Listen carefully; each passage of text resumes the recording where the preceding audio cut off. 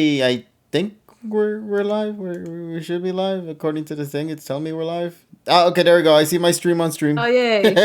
Yay. Stream Hel- in. hello, everybody. How are you all doing tonight? It is once again time, ladies and gents, for another fun-filled edition of the PokePod World Podcast. Once again, my name, as usual, is KG Prestige. Here with me, I have my buddy all the way to the very right of the screen, Emmy. Say hello, buddy. Hi. Hello. Oh, should I yell because you're all the way there? Hi. Hi. I'll just be like all the way. Can you hear me? Can you hear me? Oh my god. Oh man. Yeah, it's a Poker Ruby War. I don't even know what it is. Joker's your biggest fan. OMG, it's my Oh sister. my Oh, god. Jesus Christ, chaos already going on in chat. Love to see it. But yeah, ladies and gents, once again, welcome everybody to another session. I am very happy to have you all here for tonight for another round. We are in session number 144 of this series. And once again, one and all, thank you all so much for your immense love and support. It has been incredible to be doing this for this long. And we're fast approaching session 150, which is going to be another monumental moment for our podcast series. So once again, from the bottom of my heart, thank you all so much. So, without further ado, Emmy, shall we go and get things set in motion for tonight and talk about some of the Of course. shenanigans that we expect to see throughout this week? Yes, yes. All right. Well, I guess the most important thing to begin is, well, what's happened this week? No. I was gonna ask you that. I mean, sincerely, like when you really think about it, of course, we have the movie. Now that time has passed by, we know that the movie of the Multiverse of Madness had finally come and concluded. Well, not really concluded, but had dropped a week or two ago. So, I want to say now is an appropriate time to maybe talk a little bit about that. We'll save that for a little later in tonight's session to talk about Doctor Strange and the Multiverse of Madness. If you guys haven't been around for last week's podcast, that in itself was its own madness. So make Time. sure to check that out as well over here on Twitch, and it'll be up on YouTube eventually. So look forward to that. But yeah, aside from that, I know multiverses was another big thing that everybody was talking about today, which was in regards to the upcoming quote unquote Smash Brothers Warner Brothers game. So in case you don't know about this, Emmy, Warner Brothers has this whole like idea of creating their own Smash clone by using Mhm. their Warner Brothers properties. So Superman, Batman, Harley Quinn, the Scooby Doo Mhm. gang, Adventure Time with Jake and Finn, to name a few, the Looney Tunes. Oh. Like it's literally Smash Brothers, but with Warner the Warner Brothers. Brothers property, and it is absolutely insane. They had just dropped their trailer recently, their cinematic trailer, and I thought that would be kind of fun to go and talk a little bit about that as well, and also maybe discuss in a way Warner Brothers content that might have been impactful to us as we grew up with these franchises. Because, well, for you, Yes. Emmy, I'm not necessarily sure on your end exactly what it is you have seen or watched, especially after last week's shenanigans that went down. Oh god. I was But- listening to the pod and I was Yeah. just like, oh, I'm making them sad. I feel so bad. Oh my god. You turned everyone gray and old that day, man. It was Yeah, all I hear in horrifying. the background is like, my heart, oh my god, I'm dying, and I'm like, I just killed the Pokepod. Yeah, you In, just straight. like See, they're three all sentences. gone. See, the people that were supposed to fill up in between us are straight up dead now.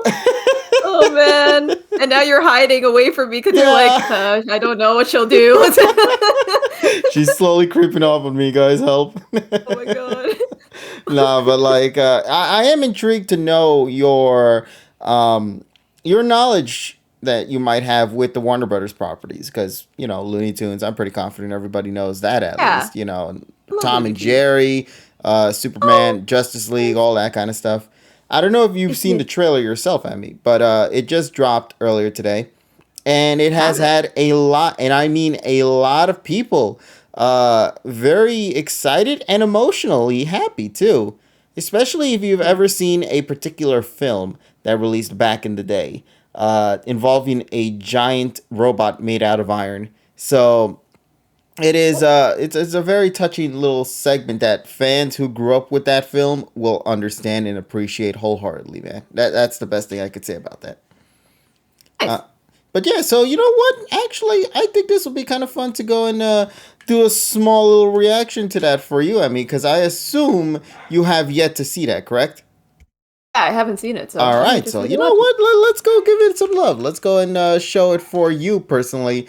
What exactly this whole trailer is about, and then we'll get your opinions on what you think of it. Once again, this is just a cinematic trailer, so there isn't necessarily any gameplay that coincides with it, but it is going to be introducing a multiverse in its own right of characters duking it out with one another in comedic and hilarious ways.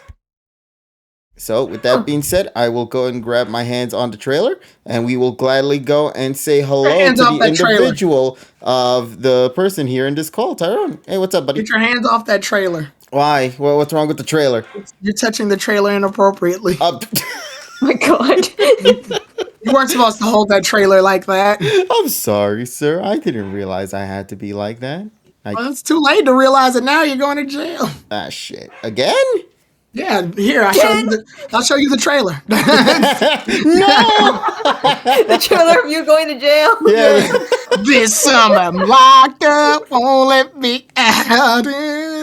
Hey, buddy. I'm locked up. Starring Morgan Freeman. Either you get busy buddying or you get busy dying. Jesus Christ, why can't I have a happy ending? Here, you know what? Just to catch up to speed, Tyrone, we are going to be taking a second to talk a little bit about the new video game that's going to be coming out soon. Warner Smash Brothers? Yeah, Warner Smash Brothers. Yeah, I saw some of it. Yeah, so I want to show off the trailer for you guys here in this call and to those who might be watching it along with us here on the Twitch as well. So without further ado, shall we go and react to it for a little bit and see what you guys have to think about it and then talk a little bit about it soon after? If it's not called Warner Smash Brothers, I'm gonna be so pissed. Don't Yeah, worry, you'll like, what the figure it out heck? soon. All you have to do is just like edit out Smash and just put Warner, and that's it. Yes, Done. Warner Star's Brothers. That's just it. That's it. Oh my lordy. Okay, well, you'll see for yourself what you'll get into when you get to it. All right. Let's Shall get we it. get to it then? Mm-hmm. Alrighty then. Let's go. Transition away. It's muted. Is it? Yes. I can hear it. What? Oh, it's very quiet, probably. There you go. Okay. There we go. Computer, what's my location? Also, by the way, we got the OG Batman voice if you've ever seen the Justice League. Whoa! Dude, what's going on? He's holding a sandwich. That's the thing you got out of it? Ah! And what's up? What's y'all? Doc? Hey, nice timing. Ah, yes. Hey! Nice. Did you just try to up smash me? What'd I do to you? Oh my god. That's how he gets his powers, by the way. Oh my That's origin. god. No! That's origin story. Bugs Bunny, no. Now, how is that the hardest pick to ever happen right there? Super Saiyan, Shaggy, and Batman together like Oh, look at that. the Acme rocket. Batman taking a ride there. Oh, is that Tasmanian Devil? Hey. Is that Garnet? Yeah. Whoa, you alright? Oh my god. I was messed up. You're supposed to be dead. Technically, yeah, you're right, actually. Hey, where's Finn? Where's Finn though? Oh, it's Harley Quinn. Oh hey. Slobber, cause you look like your name might be Slobber. Ah, Tom and Jerry. Oh. Yeah, Tom and Jerry aren't in the game. They just do that. Yeah, they're just sort of there. Oh, They're never in the mind. background. Oh my gosh, he can turn into Oh my Barbie God. too. Just punched her straight in the face, bro. Well, this Pokemon looks weird though. Yeah, that ain't gonna turn out right.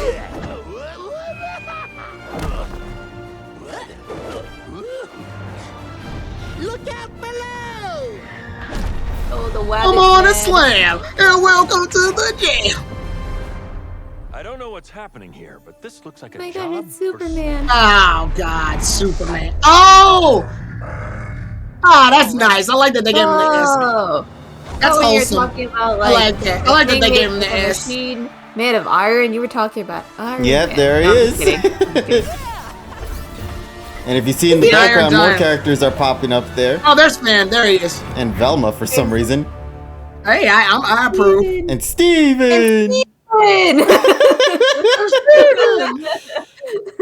So yeah, that was the big Nice. thing that came out today in particular. The Super Smash Nice. Brothers game that you titled Warner Smash Brothers, which isn't Yeah. titled Warner Smash Brothers, by the way. It's I titled, know. I'm just saying that's an appropriate It should. title. It should have been, yeah. So, titled Multiverses. It is basically a multiverse of characters from the Warner Brothers franchise in general, the collection that they have, and having them all duke it out with one another in an all-out Smash-like competitive scene. I think this is gonna immediately, and I'm just saying this just based on what I see right now. I think this immediately is gonna have a lot more. You can tell there's a lot more love put into this right now than the Nicktoons Smash Brothers game. Yeah. And that's not to directly offend them. It's just I'll say this because I know they just got DLC too. The Nick Smash Brothers game, the Nicktoons All Stars or whatever the hell it's called. There was something about it that just when it came out, people were hyped about it, or like right before it came out. But then once it came out and time had passed, it felt like it was just slowly falling into like obscurity. I'm guessing because of one huge major thing: no Yeah. voice acting. Yeah, that That was hurts. the killer. That was the thing that killed That it. hurt it unfortunately. because like these characters are full of charm. So to hear them talk to each other, even from that little exchange we saw with Harley Quinn and Tasmanian Devil, or even Shaggy and Batman, like it's very clear they put a lot of love into these characters to make sure that their interactions didn't just show, okay, they're all together. I think what Nicktoons did is that they went, oh, the appeal here is that they're all together in a game. Whereas Warner Brothers Multiverse took it and went, yeah, but we need these characters to act like themselves and be in an environment where people want to see them together so that it doesn't seem unfamiliar when, it doesn't feel uncomfortable when they're finally in a game together. Also, I mean, Obviously, Tom and Jerry are acting the way Tom and Jerry act because, no voicing. yeah. I was just gonna say, you mentioned that, and I'm thinking to myself, that Iron Giant and Superman scene would not have worked had they not had, them talking in that moment, man. I love now. Obviously, that's not his design in the movie, but I love that they gave him the S. That's a really nice touch. Yeah. And even if you take a look at the title of the trailer, they call it You're With Me, which is what Superman tells the Iron Giant. All right, big guy, you're with me. And then they both fly to the screen together. Like, that was the big motto in the Iron Giant film. And to see that finally come full circle with them finally meeting each other in this way, Yeah. I have to even applaud the this picture developers alone. who made this trailer. Yeah, even this picture alone, like Shaggy's holding the Batarang while Batman's holding Shaggy's sandwich. Like, you can definitely tell a lot of love is put into this to make sure that every character is being worked on in a way to where they're not just playable characters in the game. Where you could argue, even if like we finally get the game and their gameplay mechanics aren't as solid as Nicktoons is, this game will get more catch just because the charm. Yeah, this game has a lot of amazing charm going. And obviously, for it. I'm knocking on wood. That's not to say the mechanics won't be as good. I'm just saying, even if it were the case, I could tell this game will probably get more pull just by the marketing and the wackiness and whimsy that these characters are showing off right now. That's the pull. That's the exchange. That's what people like to see. Is these characters facing off because of their character. So when you take their voices out, you lose all that. Plus, I know you might talk about this later, but just going back on the Nicktoons one, I heard something happened with XJ9's character, or they did something with her. Oh, So. yeah. Over There some was bullshit. something that Over happened. some dumb bullshit. It was dumb bullshit. I'll tell you about that in a bit, but we'll talk about multiverses first, and then we'll elaborate a little bit more on that later. Why don't we? I think that'll make more sense for now. Currently, anyway, for now. Let's go and take a second to talk about multiverses a little bit more. Then why don't we? Yeah. So transition away to the other side.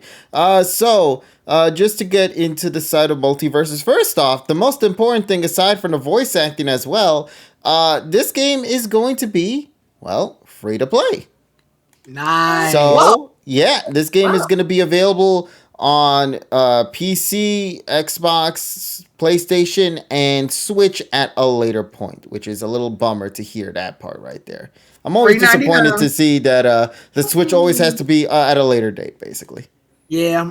Yeah, but what can we do, I guess, So But they got to make adjustments for it. that's pretty much how it is. So that's similar to what happened recently today with the Fall Guys. They also announced it coming to the Switch and whatnot. But it's also going to be at lower resolution and lower frame rate than the. One thing I really like. I like that Shaggy isn't in Ultra Instinct the whole damn time. No. I'm glad that it comes on and off. Yeah, I'm glad that it comes on and off. I'm good. I was scared that they were going to keep that as a permanent thing. Like, okay, we get it. You embrace the meme, but that's a bit abrasive. It's hilarious to me to think that that the whole reason why this whole game even began was because of the meme. They literally built this game just because of the Ultra Instinct meme alone. And they were like, let's make this a full-fledged game. Let's give Shaggy these superpowers with some sort of lore behind it. They actually do explain a little bit behind why Shaggy has these powers to begin with in this game. But it's just ridiculous to me that the developers were like, yeah, you know what? No, let's go full-blown wild with this game. And having all these characters from the Justice League, the Looney Tunes, the Cartoon Network shows... hell, even Game of Thrones in the mix as well is absolutely insane to me.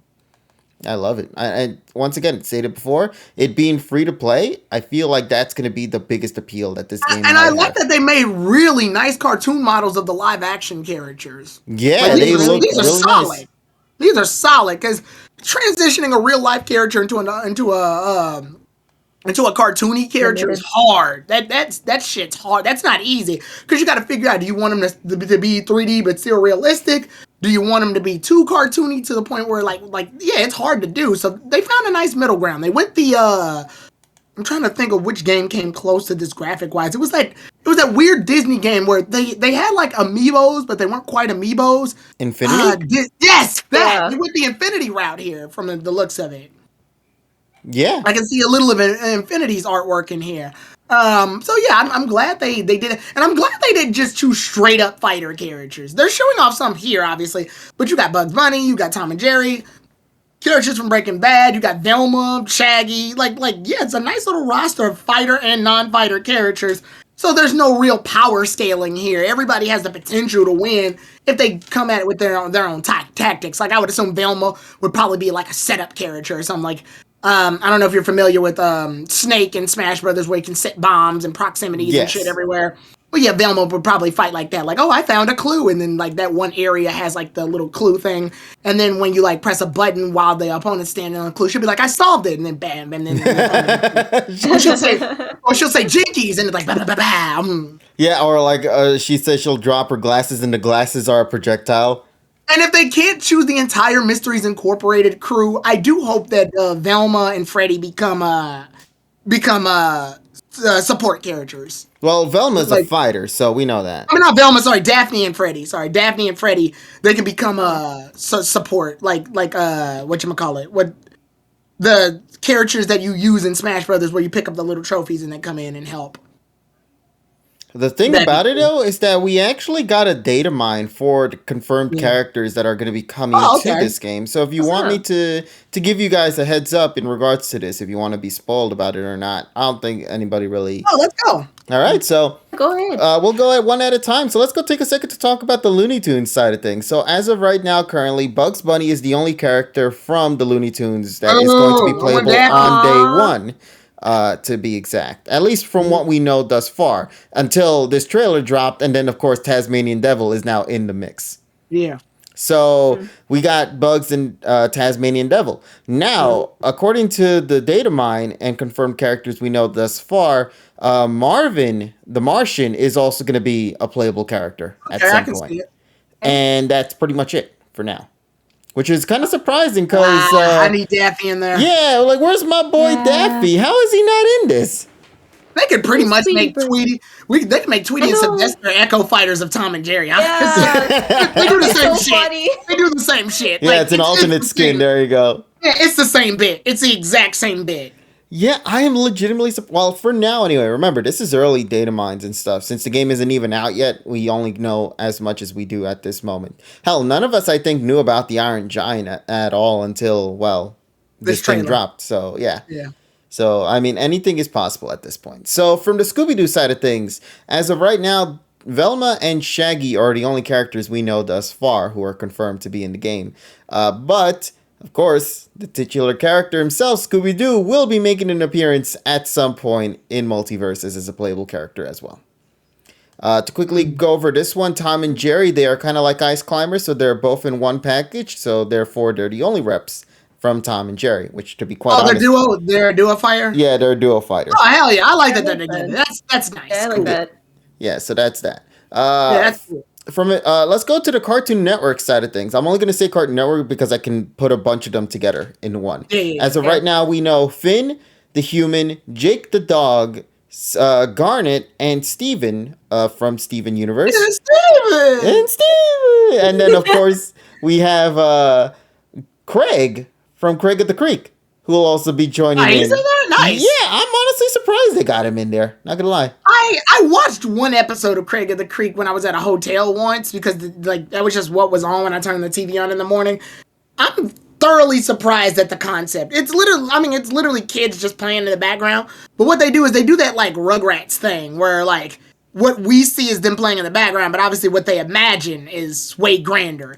So they did like this cool little anime fight situation where in the reality they're playing in the backyard or whatever, but in their imagination, it's this cool little Dragon Ball Z fight happening. I was like, this is cool. I like this. Yeah, it's Craig of the Creek. I've watched a couple episodes, and it's really He also wholesome. did like a Sonic the Hedgehog thing, didn't he? But it wasn't called Sonic, obviously. It was called Speedy the something. But they have their fair share of references throughout the show. Yeah. I'm pretty sure there's a Pokemon Go related one at some point. I don't know. I'm just assuming. Yeah. But yeah, no, Craig of the Creek is a really fun show. I highly recommend it. I think it's an HBO Max, actually. So if you ever want to see Clarence isn't that bad either, weirdly enough. Come again? Clarence, the show Clarence. Oh, yeah. But unfortunately, Yeah. Clarence isn't around here, though. Yeah, I know. I'm just saying. I know Cartoon Network for a while was just doing a lot of like shows that were based on kids just being kids. Yeah. Mm-hmm. Which I like. I like that. So let's move on then. From the next side, let's go into the Adult Swim side of things. Because we do have two characters from there. Rick and Morty. From, well, Rick and Morty. So they will be in this game as playable characters at some point. Or maybe they'll be day one. We're not necessarily sure. We'll find out at a later point. Now let's get into the Warner Brothers comics side of things, why don't we? And this is where things get interesting because we got a huge list. So I hope you guys are ready for this one.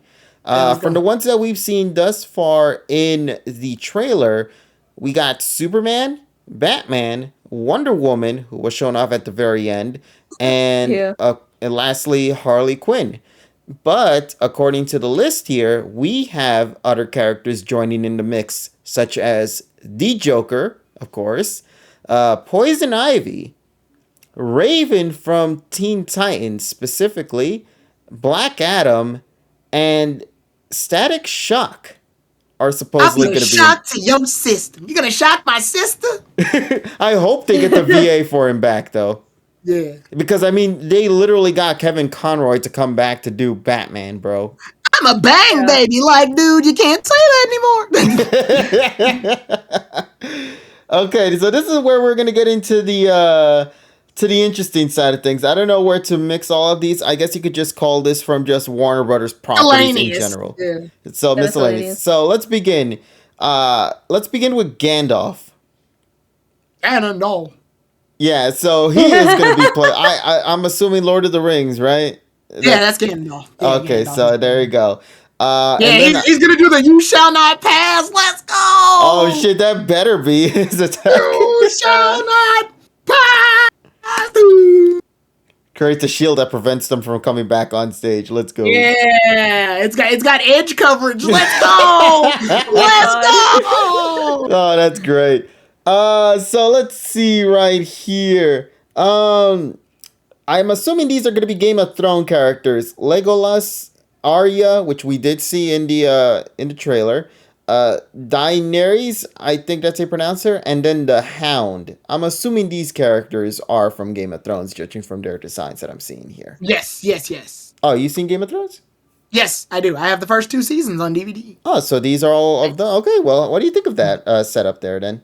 Lee. Oh, wait, Also, Legolas is from Lord of the Legolas. Rings. I was just about to say that they beat me to it. What do I think? Again, I commented on it earlier. I thought it was pretty cool how they implemented the cartoon aspect on them. Mm-hmm. So actually, I like that design a lot better than what they look like in real life. Like, I don't know. I can just relate to them better as cartoons now.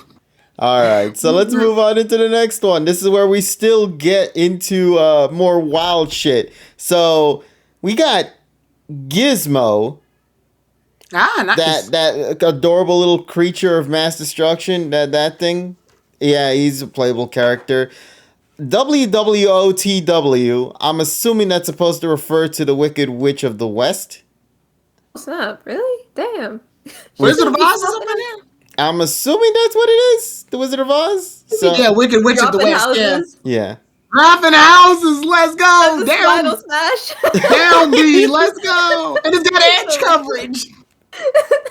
Moving on, we got Beetlejuice. I am surprised with that I choice. kind of expected Beetlejuice to be in there. Of course, with the next one, we got what we saw in the trailer now, the Iron Giant. But he's not going to be the only giant character that's going to be appearing in this game. Godzilla is also going to be in this game at some point. Oh my god. Actually, due to legal purposes, it looks like Godzilla, but technically it's not. But we should still run like it's Godzilla. It's Godzilla, even though it's not. Will always be a great movie scene. Let's love continue on. We got Emmett from the Lego movie. Huh. That's interesting. Nice. Hey, I fucks with that. That's Yeah, pretty Lego cool. representation. Let's go because they ain't in Smash. Yeah. Moving on. I don't know who this character is. Maybe you guys might know. The name is 11. 11. Hold up. That Hold name on. doesn't. It looks like... I can't tell if that's a dude or a chick from that model. Hold on. Oh, 11's from freaking Stranger Things. Stranger Things? Yeah. Stranger Things? Yeah. That's Warner Brothers? That's a Yeah. Warner Yeah, Brothers? I didn't know that was a Warner Brother property either.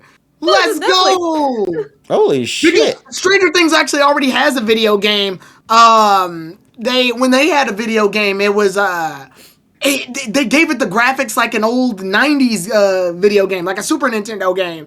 Because Stranger Things takes place in the 90s. So that's cool. Yeah, that's going to be awesome. So 11 has these psychic powers, by the way. Mm-hmm. Yeah, and she's like freaking powerful as hell. Like, oh, yeah, that's awesome. Hell yeah. Yeah, okay. Let's go. All right, just to correct you, Tyrone, it's actually based on the 80s, Tyrone, not the 90s. Oh, yeah, the 80s. Yeah, that's why it looked like an old Nintendo game. Was because They the did 80s. okay, so they did say it's not limited to just Warner Brother properties. So I guess 11's going to be one of them. And this other character is probably going to be another one as well. This is the last Warner Brothers character, by the way. LeBron James. The LeBron James is going to be a playable character. Oh, so that's what happened at the end of Space Jam. I guess this was like a prequel to the game. Yeah, he wound up in there. That's what happened. Duh. Like we haven't seen the movie. I should have knew that. Yeah, so we also got 3 other characters, but they seem to be original characters based on whatever this game is about. Like, for example, at the end of the trailer, you saw a rain dog, which is this weird green reindeer dog looking thing. So that's one of them. But you also have 2 other characters, titled Ninja, which is just straight up a ninja character, and Brute, which is just a brute character. So there you go. Ninja, Brute. If I get my ass kicked by LeBron James, I'm uninstalling the game. Yeah. I'm about to main LeBron James, bro. LeBron You get your ass beat by LeBron James. Godzilla gets his ass beat. Holy. Lebron's gonna get nerfed in a patch.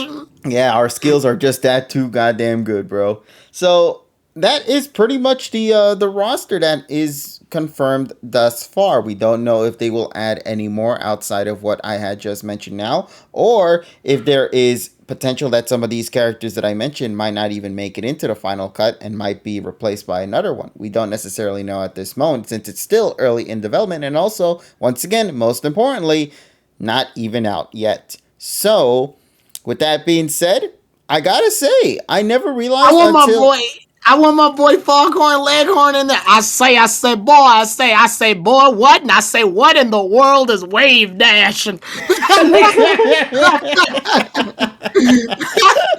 want my boy.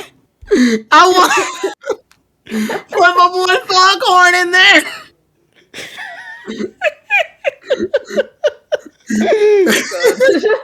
Oh man. Oh yeah, you're right. JoJo theoretically is part of Warner Brothers. I say, boy, what do you mean playing footsies? Oh my god. I just wanted to do nothing but Smash Brothers tech talk. The Wombo combo, happy feet, let's go. As I was about to get on the platform, I say, boy, gimped me. Every patch he complains about it. You got you got spiked.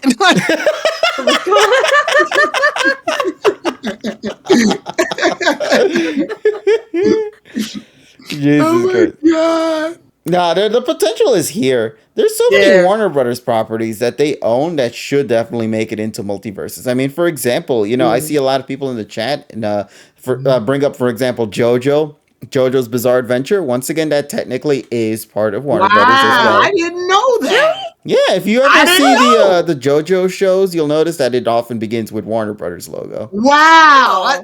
I guess because it's anime, my brain disassociated it.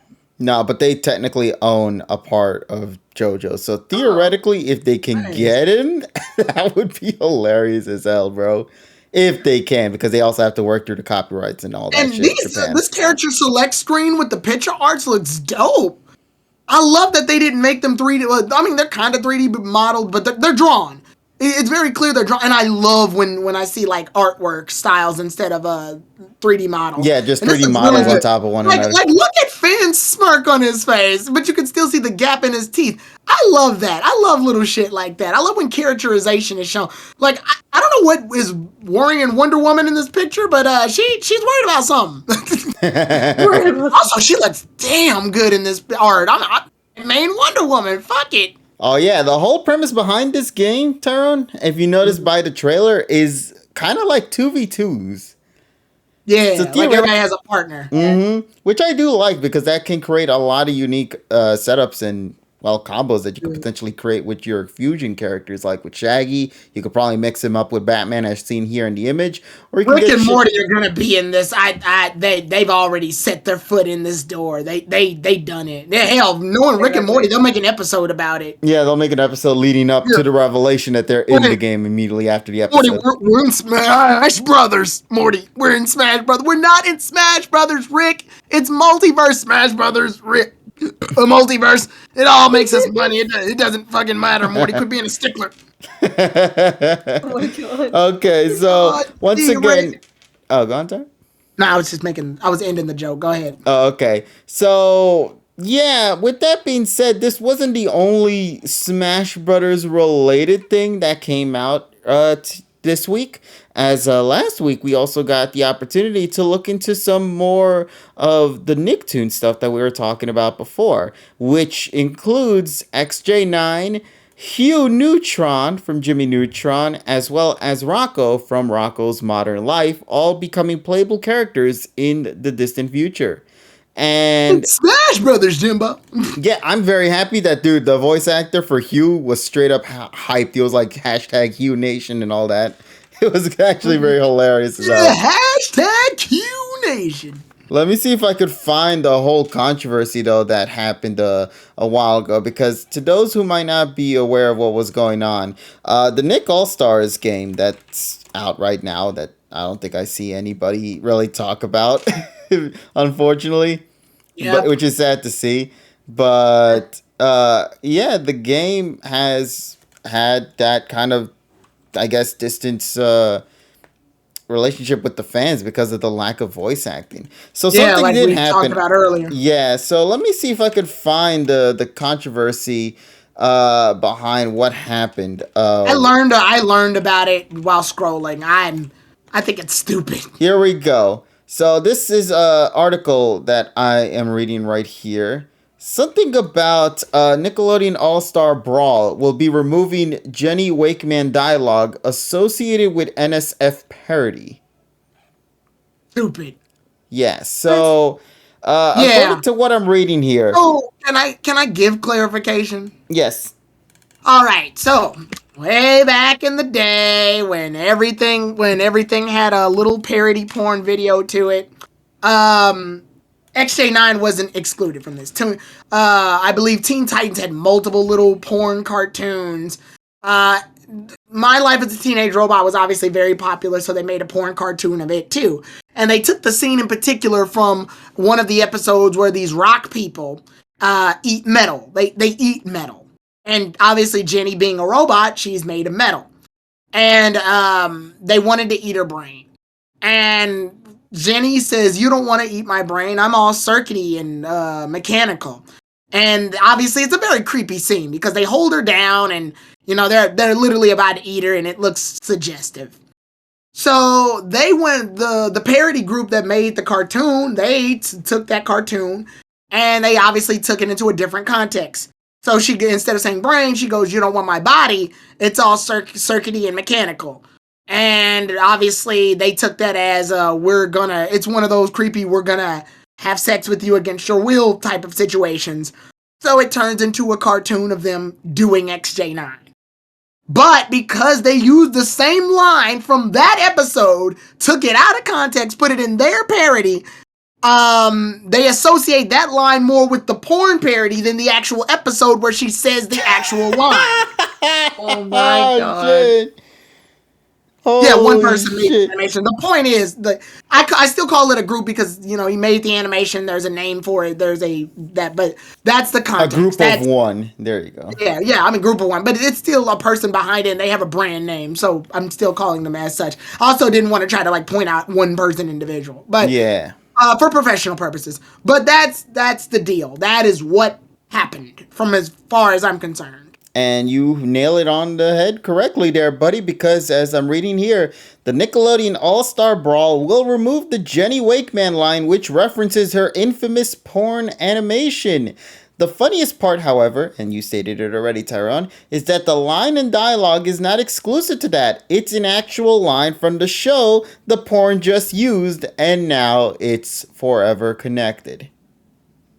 And That would be like if Starfire said, "Close your eyes and think of the happiest thing in your life." Obviously, there's a porn of that where Starfire is fingering Raven, and they use that line, but that line is from the episode where they swapped bodies and had to learn how to use each other's powers. Yeah. But it is just unfortunate because the fact that Nickelodeon knows this is hilarious to me. Yeah. But they're really taking this out of context because I feel like it doesn't deserve this kind of reception that it's getting right now, unfortunately. I feel they made the situation worse just by referencing it rather than just simply leaving it be. I was gonna say, now I will defend the other end by saying this.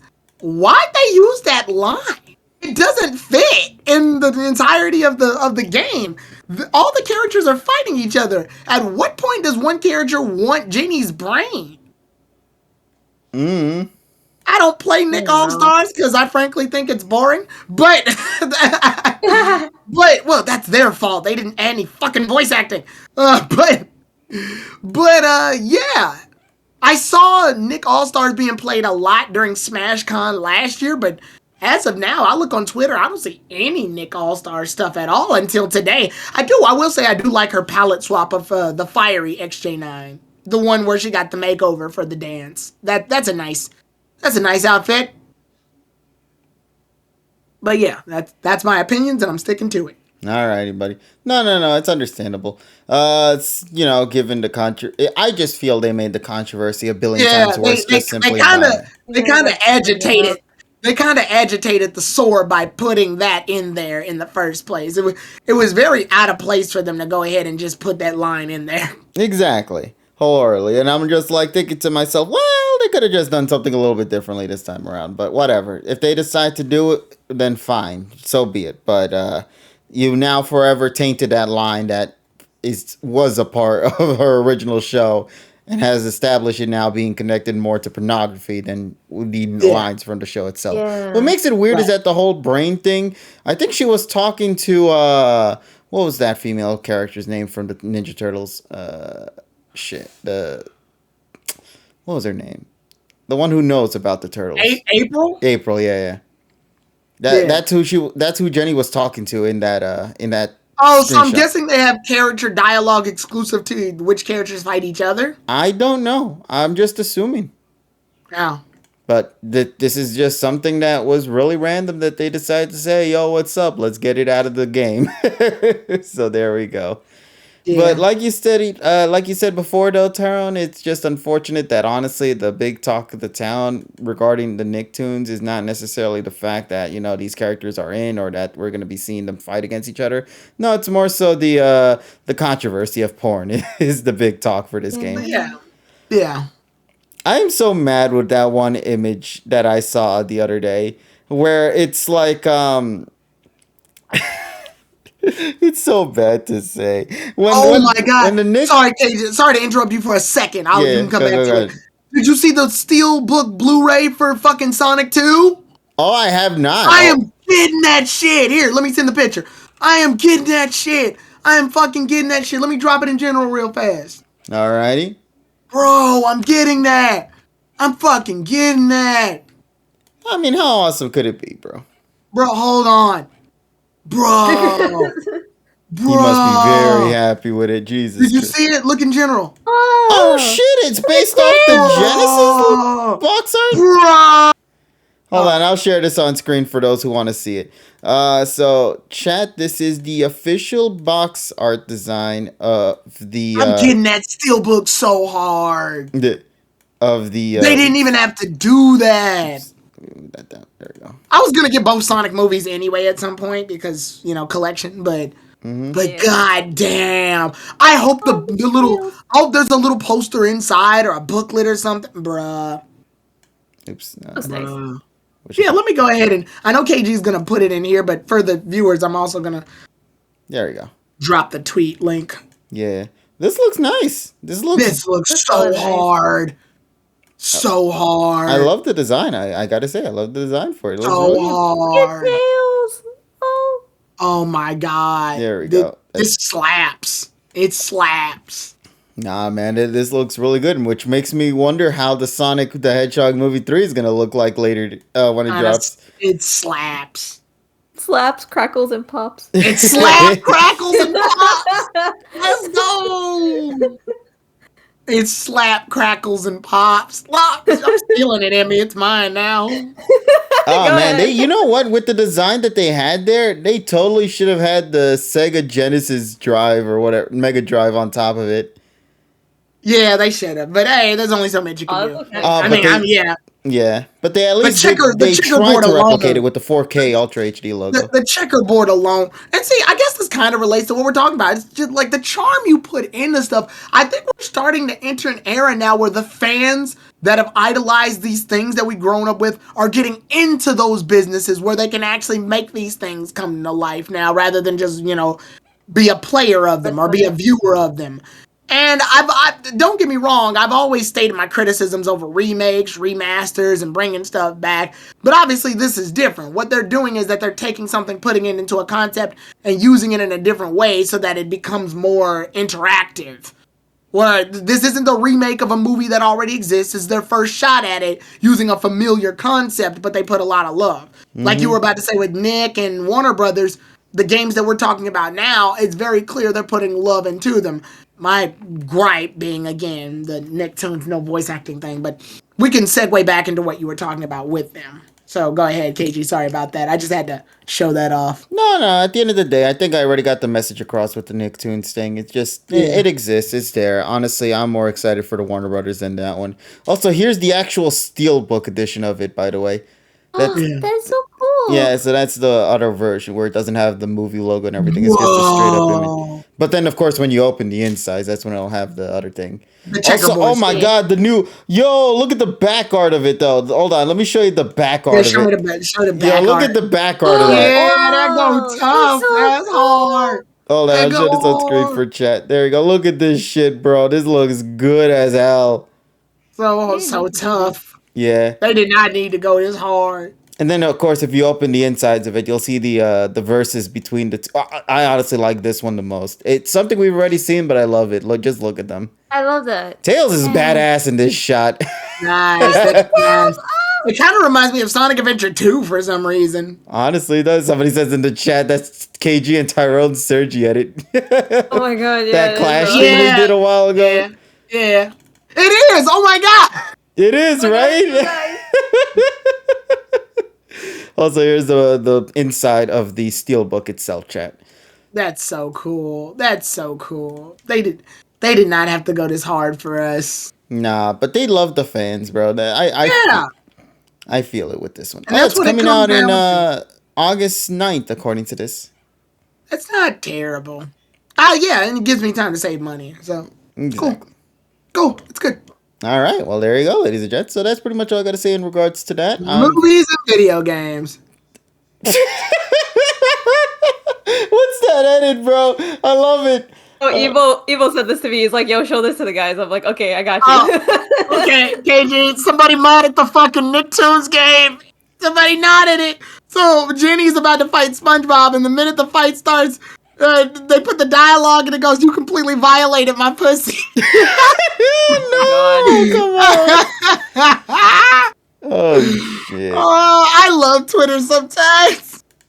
I think the I most love hilarious it. part is just knowing that was a random ass tweet that appeared in your timeline during the time that we were taking a second to talk about this goddamn It's controversy. the algae rhythm, man. It's the algae rhythm. Good lordy. All right, so let's see what else was there to talk about. Well, I guess we should take a second, a little bit of spoilers closure, just to give people a quick heads up on this. As you guys might already know, a movie had just dropped a couple of days ago. In fact, I think a week and some change ago. And I want to say that now is probably the best time to talk about it, especially given that the movie drops significantly in terms of just like percentage of how much money it's made last week, which is actually like a 60-70% drop than what it did during opening week, which is crazy to me. Yeah. Wow. But I think it's just because spoilers and shit. So yeah, but it doesn't really matter. That's not the point. Tonight, ladies and gents, let's take a second to talk a bit about the latest Marvel film that had just dropped, Doctor Strange and the Multiverse of Madness, or if I can begin with spoilers, Wanda and the Multiverse of Madness. Thank you. Literally, thank you. All right, you know what? Since you're the first one to bring this up, I have to ask you, buddy. Well, what is your initial thoughts of the film? And also, once again, ladies and gents, in the chat, I want to clarify. We will be getting into spoiler talks for the film. So if you guys haven't seen the film at any point yet, just wanted to throw that little heads up on. Get out of here! Get the fuck out of here! And then come back in like 10 minutes when we talk about the episode, of course. Or you could stick around if you wish and you don't really care much about the Marvel shenanigans. But you just thought I'd share a heads up anyway. So, Emmy, take it away, buddy. What did you think about the whole Strange of Darkness thing, whatever it's called? It's a Strange of Darkness. I'm sorry. Well, I mean, my let's be brain honest. just shut What is off. wrong with you? Well, no, to be honest, like, in all honesty, like, the movie title made absolutely no sense because you think they would be focusing on the multiverse, but let's be honest, they really didn't. Honestly, like, I went into this movie with, like, very high expectations just because, like, after Loki, I was, like, watching Loki, I was like, all right, this movie has to be, like, diving more into, like, the multiverse and all that, like, all the problems that have been caused by all of these universes just, like, caving in on itself, you know? And even, like, the What If episode with Doctor Strange, like, that set it, like, I thought that set up this movie, like, so well, but I guess not. So, my biggest issue is just the amount of plots that were going on in this movie. So first of all, we have America, right? First of all right. So let me just comment on America. I like her actress. Her actress is great. She did a good I job. thought you were gonna comment. Okay, sorry, I'm an idiot. You're from Canada. I thought you were gonna be like, let me comment on America. Y'all suck. Anyway, the movie.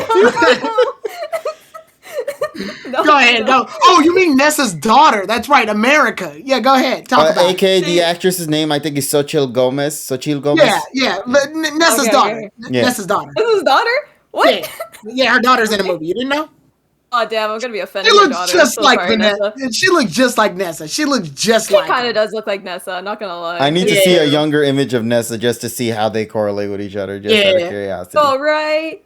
But like, okay, so like that's my first issue, right? Like America, all right. So she has her powers that she doesn't know how to control. Okay, that's fine. Like, not everyone knows how to control their power. That's okay. But what I don't like is that there's like barely any character development for her throughout the entire movie. She's basically just a hostage the entire movie until the movie plot needs her to be strong and believe in herself, and then she gets the job done. I feel like this movie was mainly focusing on her instead of actually Doctor Strange, and I felt like Doctor Strange was kind of in the backseat for his own movie, which like is a good and bad thing because I enjoyed this better than the first Doctor Strange movie. But at the end of the day, like, I don't know, like even the plots with him, like he did like the dream walking and all that stuff, which I guess like yeah, that's like character development and all that. But in terms of Can I kind of snuggle in a point since you said that? Because I'll forget it if I said. say it. You just said that he feels like the background in his own movie. Judging off what his Doctor Strange's Stephen's ex-girlfriend said, I think that's kind of the point. Kind of. The main issue she had with him is that he always has to take control. He always has to be the one to get everybody else's opinions, thoughts, and suggestions out of the way in favor of his. He's got to be the one holding the knife. So I guess the idea here is that once he finally hands it over to somebody else and trusts someone else, then that'll be like the character development for him. I've always felt that Stephen and Tony Stark's characters are kind of similar. I mean, think about it. They're both very famous. They're both very cocky. They're both very full of themselves. But they wind up in accidents that give them basically superpowers. Tony Stark gets hit by his own missile and thrown into a military base where his heart is like powered by machinery. Doctor Strange ends up paralyzing his hands so he can't use them. So he has to learn how to use the magic arts to force them to move. Similar situations. Magic, technology. But the problem they always had is their hubris. They're always so big and full of themselves that they never hand it over to anyone else. So I kind of do like the development here, is that he pushed himself aside and trust other people. Okay. Well, okay, if I'm saying it from that perspective, that does make sense. Yeah. But I think it would have been better. Yeah, I get what you're saying, though. It's his movie. His name's on the goddamn title. No, but like not even that. Like I agree with your point 100%. I just think it would have been better if like the character dynamic with him and America was better. Cuz they did have a few moments here and there, like especially when both of them were like traveling through like the one multiverse they went through, and they had that whole like looking through, I guess it was like a memory thing. And they stood in the plot convenience the plot convenience legit pavement. They just that's exactly what it was. Welcome to plot convenience pavement. That's it. Exactly. That's the only time they really had like a moment to like bond and just like try to understand each other. Other than that, it was kind of just like, all right, we're running. Oh no, hostage. All right, stay here. I'm gonna try and figure things out. So we're gonna steal some pizza balls. Exactly. So it's just like for her character, I just wish that she wasn't just a hostage for the entire movie and she actually had like just little character progression so I could actually feel for her, because the whole thing was just like, all right, so Wanda wants her power, right? And what you have like the movie has to make me like feel for this character of why can't you just give her power to Wanda? Like what big deal is it, right? It can't just be like, all right, like Wanda, this is wrong, but like don't do it, It's just at the end of the day, like it's just little character details that bothered me with America. I think Wanda carried this film on her back.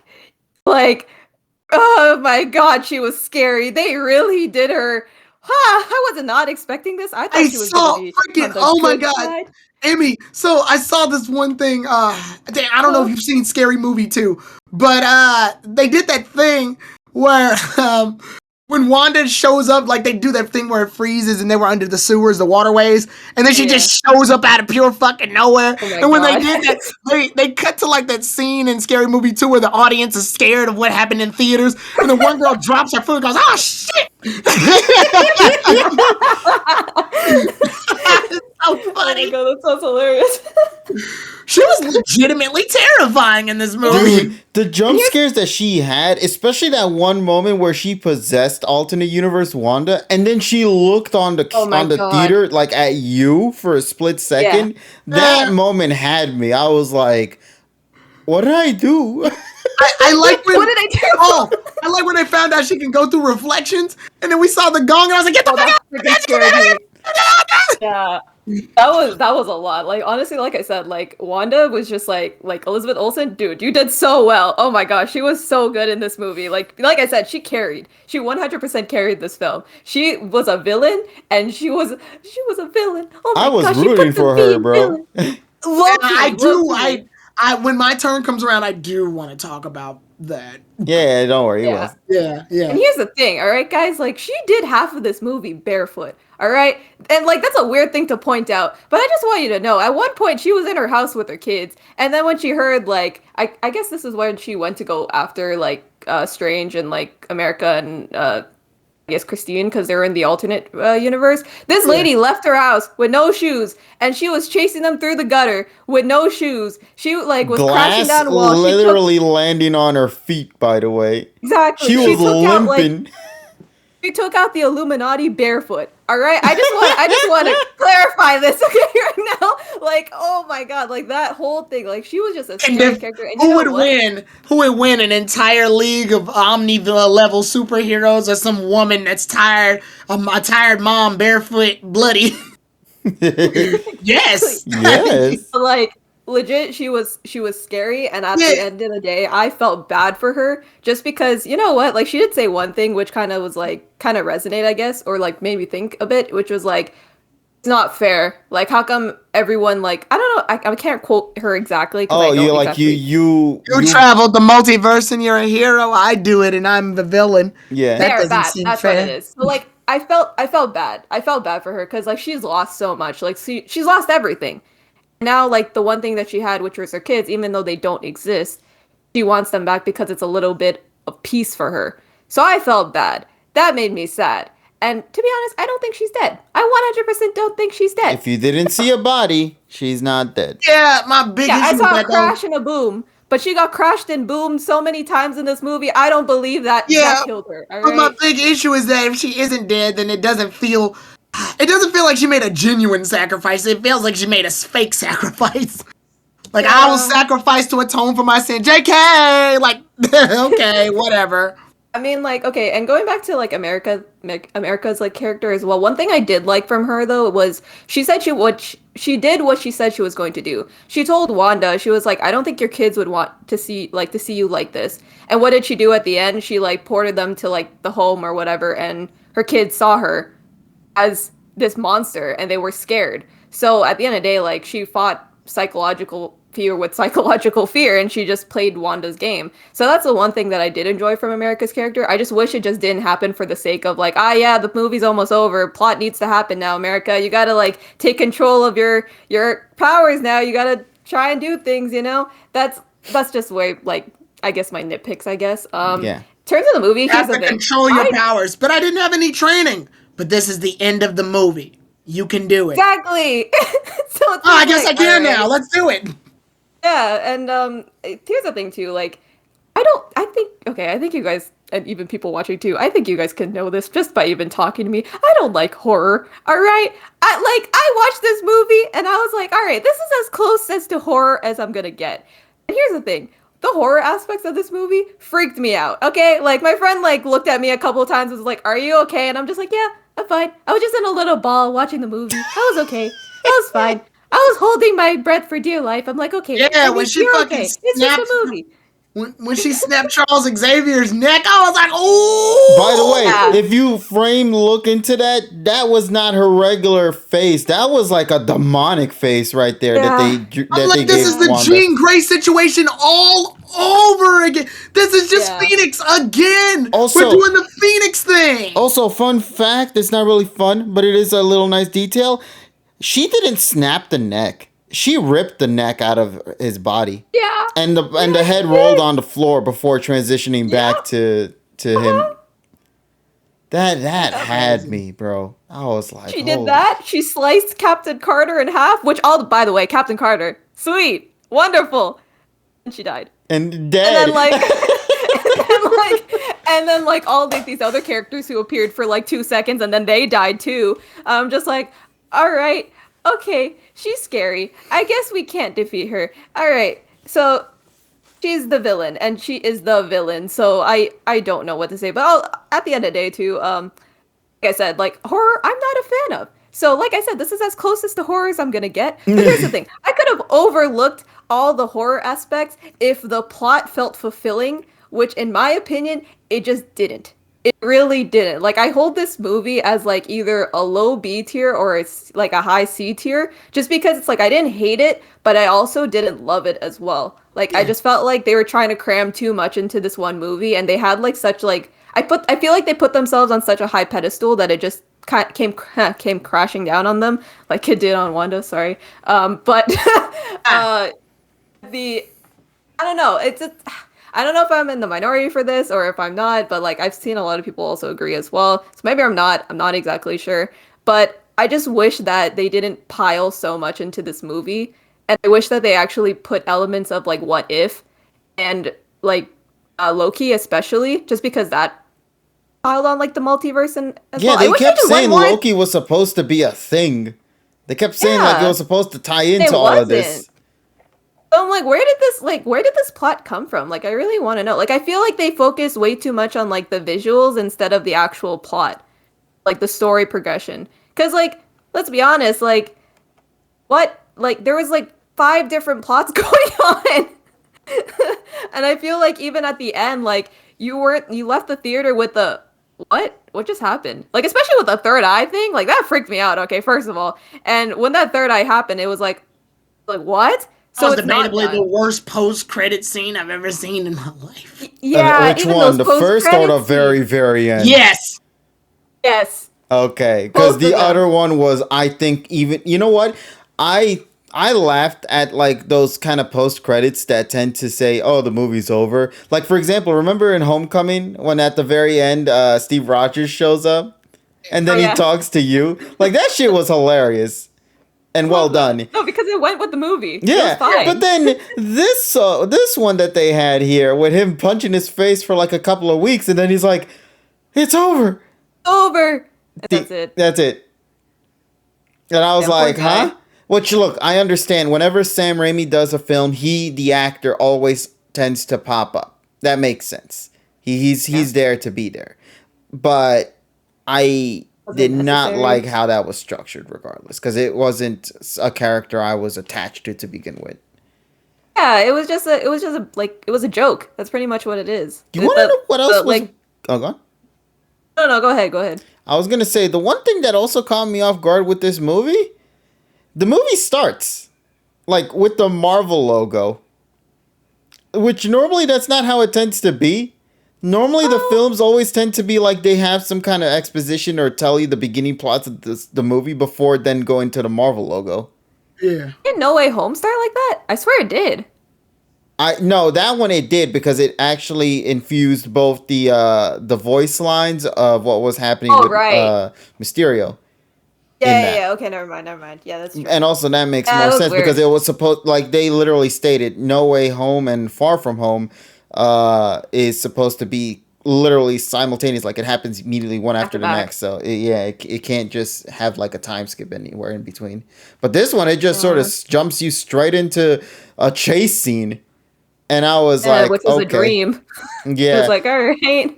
I don't know, like I feel like that's my overall issue. I feel like this movie, like I can't really put this like in sort of like a timeline, I guess you could say, because like after Endgame, right? It's just like, all right, like the next movies are kind of explaining what happened like during the whole blip thing. But then you have this movie, which is just like its own separate thing. But then you still have questions because they've opened to the possibility of not even the possibility, they've opened up to the multiverse, which I still have questions about because I feel like none of it was answered here.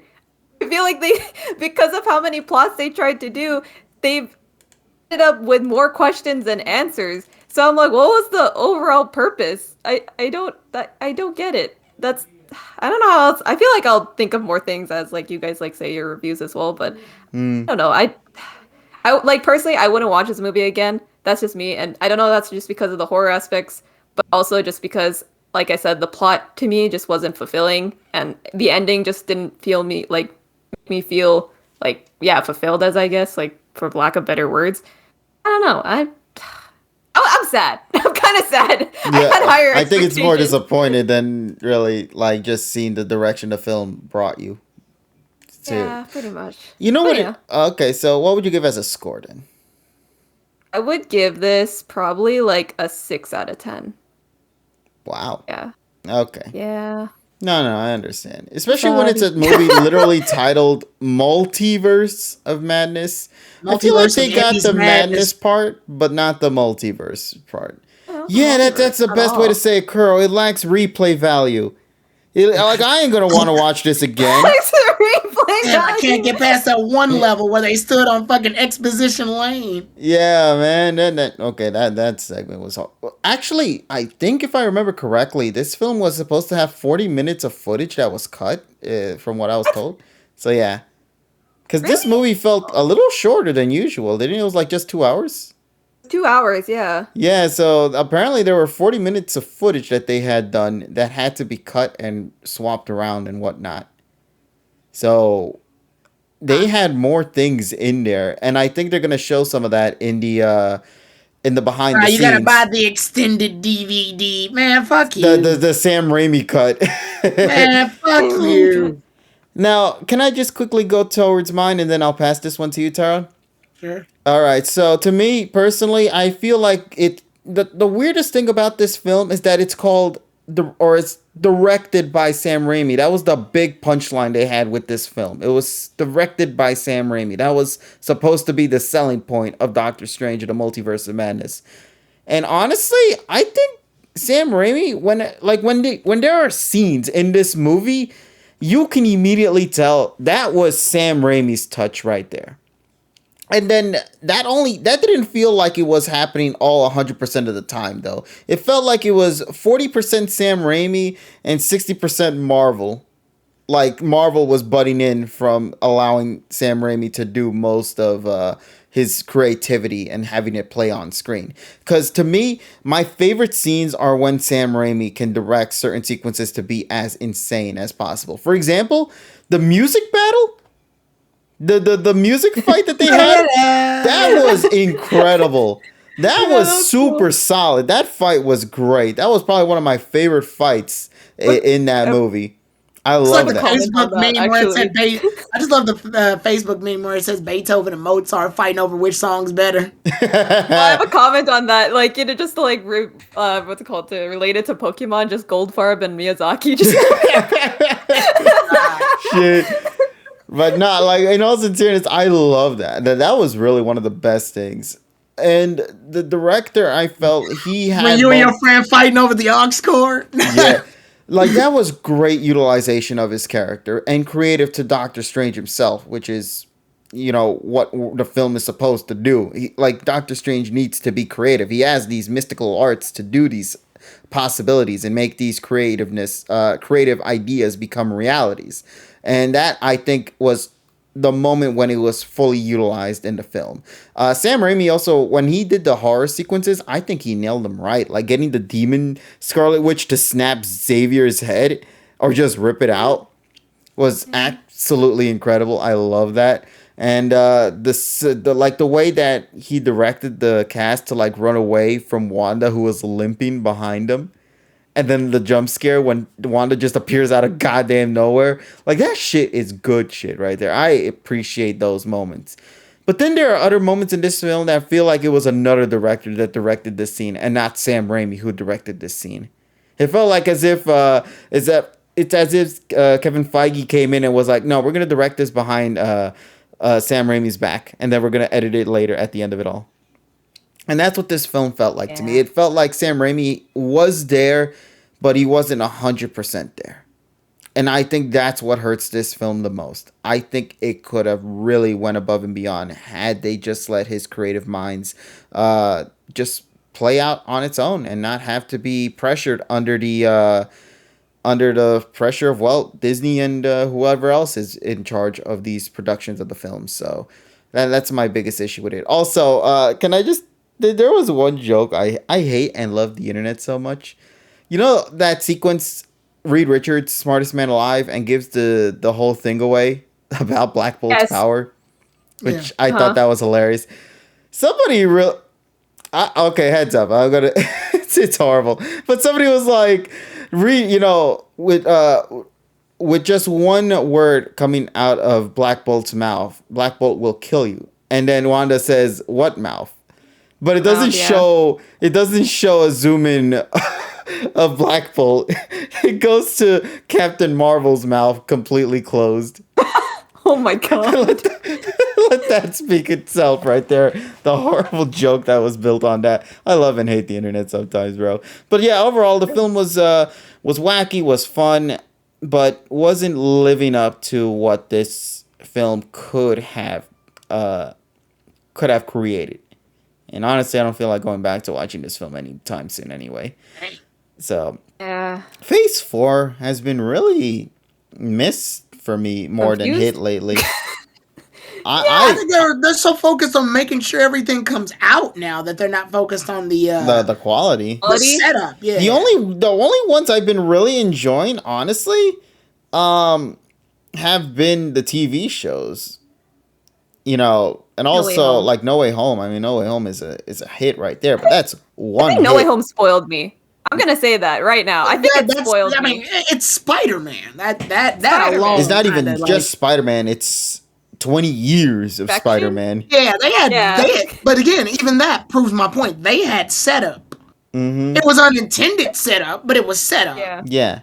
They had setup. They had creativity. I think it's like, you know what we were going back to saying, like they put a lot of love into it. That's what it felt like. Like it was like a love letter to like the Spider-Man franchise. Yeah, whereas this movies, was kind of just like, all right, money, guys. A lot of these movies that are coming out now are, I think they realized the success of the other phases, and went, oh, this is it. Marvel. If it has Marvel in its name, it's gonna spew money now. So now they're just grabbing any comic book series and slapping it in theaters in the hopes that something sticks. Like for example, with that Bad Bunny film with the fighter guy, whatever his name. Yeah, and Eternals. Like Eternals in reality, like we know full well that didn't stick, but it has Marvel on it, so it's gonna get its audience whether it's good or bad. And boy, that in itself. Don't talk about that waste of 2 hours and 37 minutes that I missed the taco stream for, please. Dude, I'll tell you right now, with the Eternals, that was the one film, because my mother watches all the Marvel flicks. Like, she enjoys all of them. But with Eternals, that was the first moment where she paused that film halfway into watching it in Disney Plus, and we looked at each other and we're just like, I don't feel like continue watching this. Mother left the chat. Like, bye. Like that was the one instance where she was like, "Did Mom just leave the chat?" We were both like, "Oh, we don't feel anything for this one. That there's nothing in this film that is attaching us to these characters until the end, at least." Yeah. But we had to go through the pressure of just finishing through that. And if you have to do that to watch a film, then you failed spectacularly for us anyway. But Doctor Strange, for her, she is a super fan of Doctor Strange. She loves Doctor Strange. Out of all the Marvel characters, that's her favorite one. And she came out of this film also very hit or miss with it as well. Where she said Wanda carried this movie more than anybody. Hey, so, I agree. But overall the film is it exists. There it is. 7 out of 10. Don't really got much more to say. Reed Richards, you're the dumbest man alive. Yeah, congratulations, man. Yeah, and Keep doing more jump scares, and also let Sam Raimi please direct the whole thing this time. If he ever comes back to do another film again, I really want to see a full on, pure 100% Sam Raimi film, just through his visions. And I think that would be great. Yeah. I know Sam Raimi wants to come back for Spider-Man 4. So if they do that, that would be great. Especially because Marvel itself won't theoretically be involved with that, per se. Because that's more Sony side of things. But we'll see what happens. We'll see what happens. But Tyron, shall I pass this on to you then, buddy? Yeah, I mean, Emmy and KG, you guys tackled most of my points. I think one of the things with Wanda specifically, I watched WandaVision. Like, I was fortunate enough to watch WandaVision before all this. And God, I know she carries the movie. I know she's like the best aspect of the movie, but it's also extremely awkward. Only because, like, when we see her in the movie, she's like trimming apple trees to make sure they grow correctly or whatever. And she's supposed to be like redeeming herself after literally holding an entire village, holding an entire town hostage. So it's like, okay, what are you doing? I'm redeeming myself. I'm atoning for my sins. Well, we need your help because there's a kid that can travel the multiverse. There's a kid that can travel the multiverse. Give him to me right now, or I'll kill everybody in your fucking little village. What? Boom. Well, damn, that was weird. Well, but you have to think about the end of WandaVision, right? Because like the post credit scene, right? Where she was like looking at the Darkhold, right? So that already shows that she ain't done. So like it kind of makes sense, but I understand what you mean. It's kind of just like in a snap, she's like ready. Wanda's been the most flip-floppiest character in the entirety of Marvel, just because whatever happens to her greatly affects her. Like other characters, when somebody dies or they lose someone, they gotta like find a way to develop as a character without them. Wanda's whole thing is that she just can't let shit go, and it turns her. In Age of Ultron, she's a bad guy, mostly because her and her brother just need like the help. But then when her brother dies, she becomes a hero because she attacks Ultron for it. But then after that, she ends up in Civil War because of the whole "we gotta take you away" thing. But then Vision protects her, and then after Vision dies in Infinity War, she's still a hero and she's avenging him. So she becomes the biggest asset in Endgame when she fights off against Thanos. So that makes her a really great hero. But then after that, she holds an entire fucking town hostage and becomes a villain. But then after that, Agatha's the true villain, so she's got to fight her. But then after that, she becomes a fucking villain again. Like, holy shit. Jesus fucking Christ. And also, literally, you know those memes where they say the movie's plot, and then they show a huge book, and then they say the movie's plot, but we changed one slight thing, and it shows like the book is like a small little notebook now instead of a giant thick book. This one's the plot to Multiverse of Madness. And then the smaller book is the plot to Multiverse of Madness if Wanda had just adopted 2 fucking kids. Oh my god. I get it. I truly do.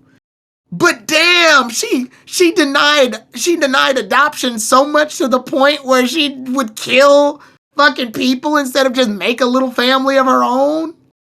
Like, I get it. She needs to act this way so the conflict can happen. But it's still amazingly jarring that she can't let go so bad to the point where she has to kill everything in her wake. And I get it. It's her character. She's emotionally and mentally unstable with very powerful, powers. But Jesus fucking Christ, you would think between the 4 movies and the TV show she's been in, I'm sorry, that just, it doesn't roll with me. And I hear you guys in the comments saying that's how her character is. That's how her character. That doesn't excuse bad behavior across movies and TV shows.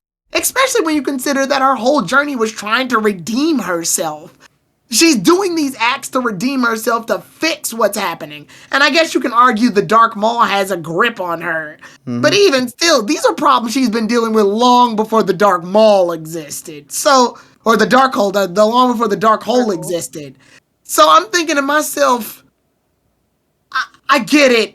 I really do, and I'm so glad she's a legitimately terrifying villain. But goddamn, this is the most wish-washiest character, and it's very clear that even that if that's how she acts, the influence of how she acts displayed amongst other characters becomes increasingly awkward.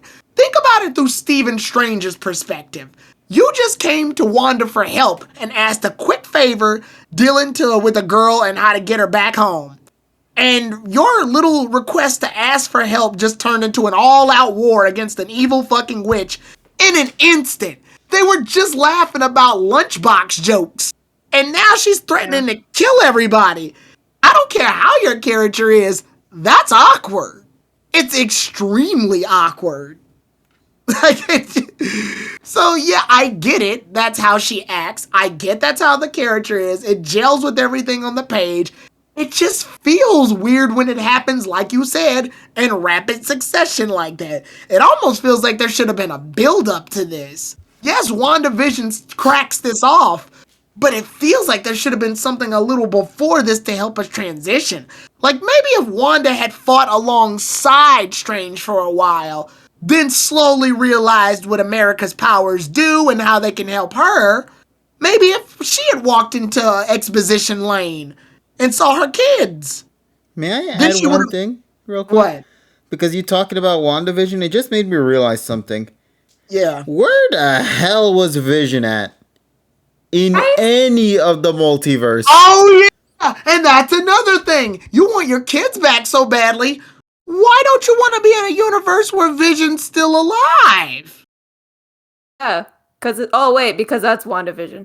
that's pretty much what it is at this point. It's like, all right, so we made a series about Vision being alive. Okay, we can't do that again. Oh, let's make it one where her kids are alive. I don't know. And Vision, who? You know, Yeah, the other significant that was part of the. Okay, I guess. And I know that you got sucked into the line of, oh, you get to see multiple universes and you're fine. When I do it, it's wrong.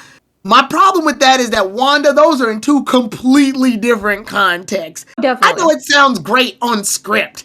I see it on the paper. It's a nice thing to say. But obviously, there's two completely different contexts for it.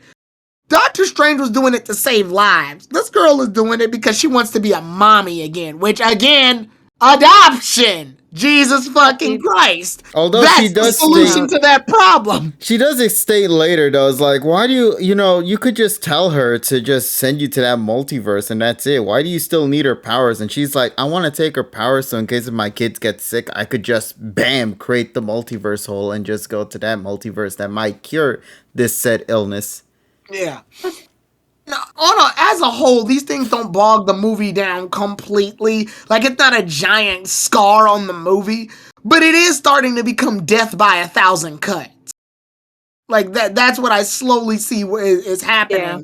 And again, the more you point it out, just like America's development has been her being held hostage and running away to her suddenly becoming a hero that can go toe-to-toe with the character that literally killed the entire Illuminati. On its own, it sounds great because it's the development of the little girl. But when seeing it, it's in rapid pace and it feels uncomfortable. There is one last thing to note before we continue that is interesting to bring up because it is significant too, and that explains maybe why this film is the way it's designed. Yeah. This film wasn't supposed to come out at this point. This film initially was supposed to have dropped before No Way Home. America Chavez was supposed to have been introduced before, and she was going to be the core character in No Way Home and using her multiverse powers to bring in the other Spider-Man. She was supposed to be, so she was getting her training in the as you saw at the end of the movie in this one, where she's now training in the Sanctum and all that, right? Or what was that place at specifically? But the point is, she was undergoing training. That was supposed to carry over into No Way Home, where you see that training finally come to life with her opening up multiverses and everything. Yeah. And that would also explain why Kamar Taj, that's what it is. Okay, thank you. So yeah, that was supposed to explain why she was training and all that, so that way we can see the development happen. Because another thing to also note about this film is the ending of the film too, because it ends with the eye opening up, and then suddenly the first post credit comes in, and he's just okay. Yeah, I hated that. Hated that. I Hated hear it. that. In Hate no, it. just to So clarify, awkward. in No Way Home, Doctor Strange was meant to be in that film, but he was meant to be bedridden. He was meant to be sick and ill from the events that just happened at the ending of this movie. Which that would explain why America Chavez ends up being that co-star to help out Peter Parker in the overall plot of No Way Home. In fact, she was also meant to be there in the Statue of Liberty fight, and Doctor Strange was supposed to also fight another Mysterio from another universe that actually has the superpowers. So there's a lot of things that has been scrutinized because of the unfortunate events of the pandemic. So yeah. I feel like at that point, then I feel like America should have just got her own like series or just got her own like movie or something. Like I think series would have made a little bit more sense because I think it's like, the all right, issue so was with that. Then I she mean, could travel to different universes between episodes. yeah, like it would have been interesting just to Oh. see random star holes appear randomly and be like, no understanding why that's happening. But like, the thing is, they were already far into development with this film. To scrap all of that would have been ridiculous, I think, from Marvel's point of view. So they just had to work with what they got, and that's why I told you before, they had to scrap like 40 minutes of content the movie. for this film. Damn. Yeah, It's but kind of like, yeah, it's kind of just not Yeah. its fault then at the same time, like because of just the timing and just the pandemic and all everything, you know. So Yeah. I can understand. I still I guess- don't think it's like a full excuse for the way the movie was, but I can Yeah. understand. I can empathize more. yeah, to end it off on my end, I liked the movie. It's definitely entertaining, but again, when you throw in all of those little holes or those little, like I said, the tiny little cuts, it's very clear the movie. Once you get out of the theater and think about it for more than a minute, you start noticing problems. And like they're not enough to make the movie unwatchable, but they are enough to make you like start looking at it with a different lens the second time around once you've gotten all of the cool shit out of your system. It's a one-time watch for me too. I think I just filled my Marvel quota for this one. And just watched it for the sake of, okay, I watched this Marvel movie and now I'm done. That post-credit scene, I hate. First of all, let's skip the one where he is suffering in the street because that was weird. The other one where she's like, Doctor Strange, you've done an intrusion in the dimensions. Come with me, unless you're scared. Hey, what? That's like saying you're under arrest. Put your hands in the air. I mean, if you want to. Like the fuck? It's so weird. I hate that line. Fucking hate that line. God You know what's the damn worst it. part too? Yeah. Because in the comics, and this is kind of a spoiler, but not maybe at the same time because it is in the comics, that's a love interest character for Strange. Yeah. What? Yeah. Yeah, Is that's that his wife, I think, is that right? supposed to be his way of getting over? Now I will say this: the movie does a really good job of, and I'm guessing I'm just looking from the outside in on someone who's in on this. The movie does a really good job dealing with what happens when a character breaks up with another character, like the romantic interest of Stephen Strange. They could have easily just had him date the different dimension. What's her name? Scene. Yeah, Christine? yeah, Christine. They could have easily done that, but they didn't. And I'm glad they didn't. I'm glad that they decided to tackle it as a, Steven, are you happy? I like that Like that too. particular conflict. I like, as someone who's been in a long relationship that ended, I got it. Like, it was something I could absorb and help make me think when it goes through it. Because in reality, Strange, if you look at him, he's a successful doctor. He's a superhero known by many. He's a well-known Avenger. He's got money. He's got everything. But it's that one thing that snags at his head. You know what my favorite line is that he said in this film? I love you in any multiverse. Every universe. Yeah, in every Aw, universe. I Like that know. line, I think that was the closure he was looking for. And I'm glad that Christine responded it properly. And they could have easily put them back together, but they don't. And Remember, honestly, incursions will occur if they get together. Yeah, and honestly, I like that. I like it's a journey to get over it. Which again, that's from one person to another. I know that journey, so it was a good way to help give some closure to that issue. One thing I really like about Strange and Stark is when they get over their like big character lumps that they had. Even with Captain America, they did it, but with Tony Stark and Strange, I think they're both very similar in a lot of ways, which is why I like that they were at least able to work together before what happened. Yeah. So yeah, I'm glad that came into view. So that I do like that the movie at least decided to tackle that issue. Same here. But yeah, as a score, I would give the movie about a 6.5, maybe a solid 7. Okay. Well, there you go, ladies and gents. That is going to be our overall review on the film Doctor Strange and the Multiverse of Madness. It was a rather interesting film. Now, let us never speak of this film again, because I got tired of talking about this film and all the problems it had.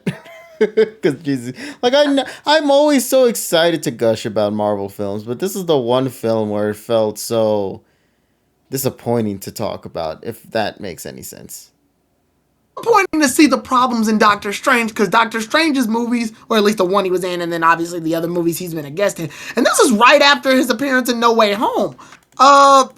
It's interesting to see that Doctor Strange has been used a lot, and weirdly, the way they used him was been better than his own movie. We've been getting that a lot recently, though, where characters will show up in other movies and be better than their own movie. I think it's because they have limited screen time, so they use them more effectively because of that. Yeah, I'm just assuming. Yeah, like Black Panther to me has always been a better fighter in Civil War than he was in Black Panther. It's like, hey man, my name's Hawkeye. What's your name? I don't care. Yeah. Like that. Those little words alone, man, are super solidifying. So, with that being said, yeah, ladies and gents, that's gonna be it for our Marvel and bullshit hour random discussions that we had tonight. Hope you enjoyed that segment of the show. Hour. So, shall we go and wrap things up with the big talk of the night then? Here we go. Yep. Here we go. Why do we sound so excited? Let's go. You sound so excited, buddy. Okay, so this episode, there's some, I'm gonna say things. Okay, That's all. so I'll go first if you need me to go. And I think, Okay. Emmy, are you still gonna be with us the whole way through? I think Emmy might I'm gonna be. have to leave. Yeah, I was about to say Emmy has to go and. God damn it, just stay up later. God. Tyrone. No, we're being a bad influence if we decide to leave her to stay up Just longer. stay up. God. I can't. I have to. What wait are you up hurt? work. Yeah, she's Like, being get a up to work. response. Like we're trying to make her stay responsible. I don't want to be falling over at What time work. do you go to? okay? What time do you go to work? I have to leave at what time do I leave? I have to leave at 7:30. Please, I need to go to bed. Fine. Yeah, go night, buddy. Go night. Thank Fine. you. Okay, bye. All right. Episode is Okay, done. Okay, before bye. you do go, Just can get you out at of least here. give us Just your get the fuck outta score? Real quick on the episode?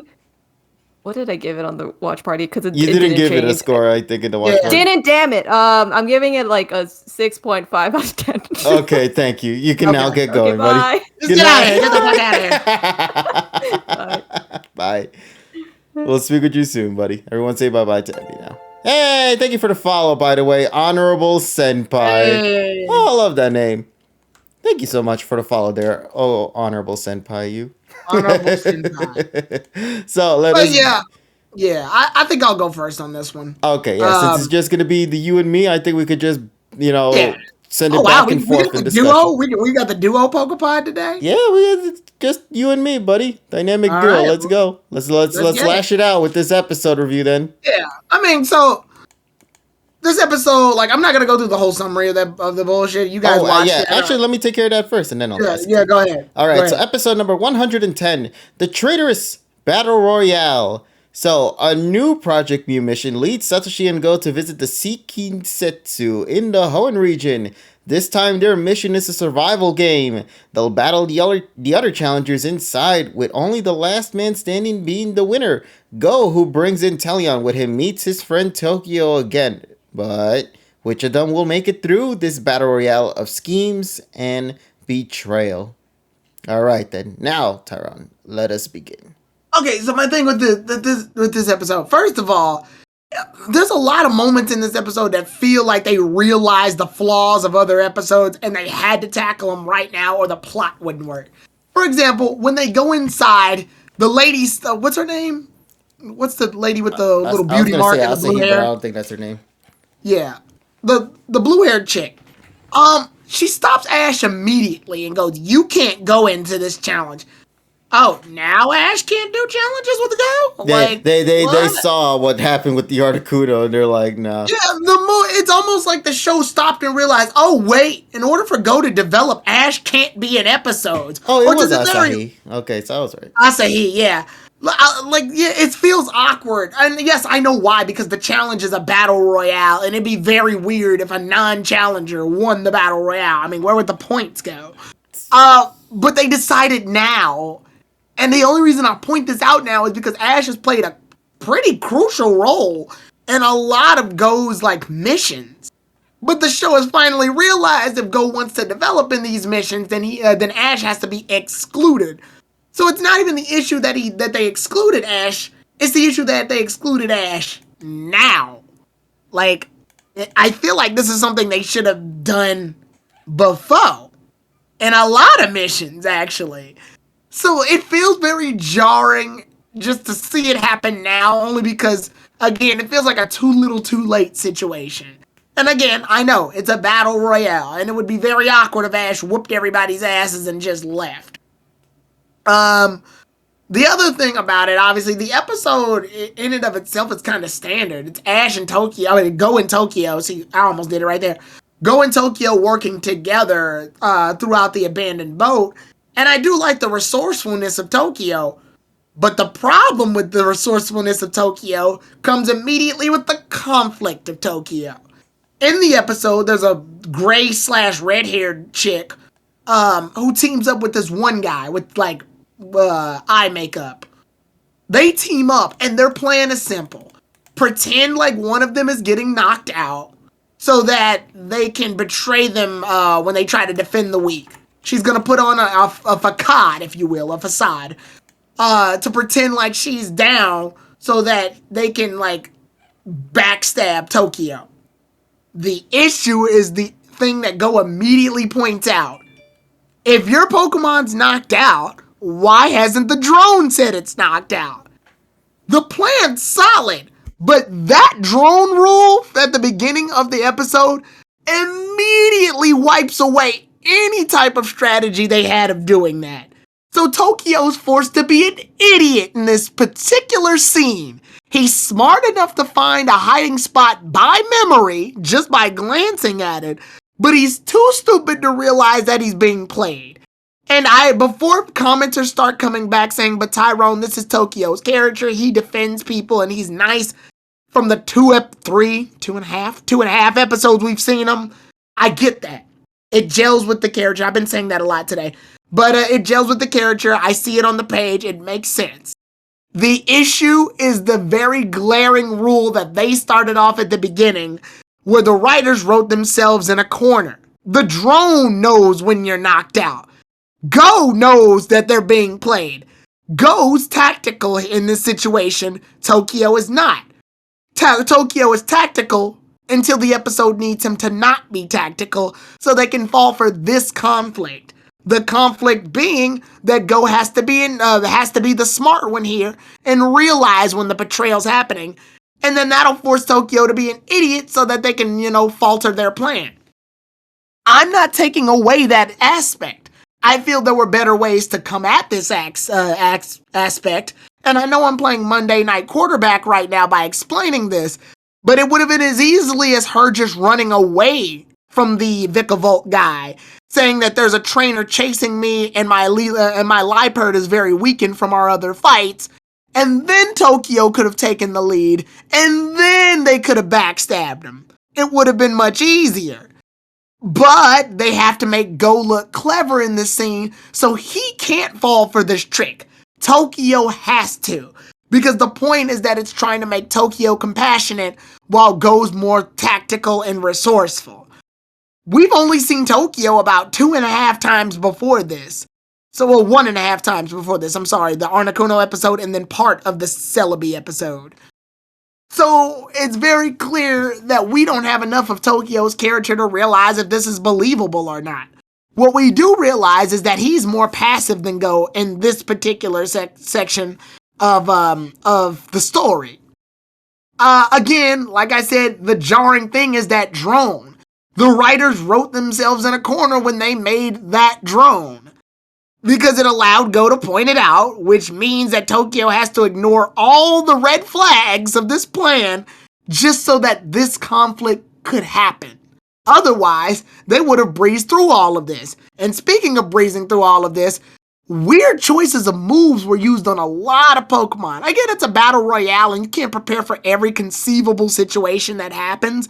But why in the world was Inteleon using, like, mud shot on Pokemon that resist ground, and he was using water moves on Pokemon that would have been more effective if you had used ground type moves? Like, a lot of this just felt extremely weird, at least for Pokemon standards when it comes to moves.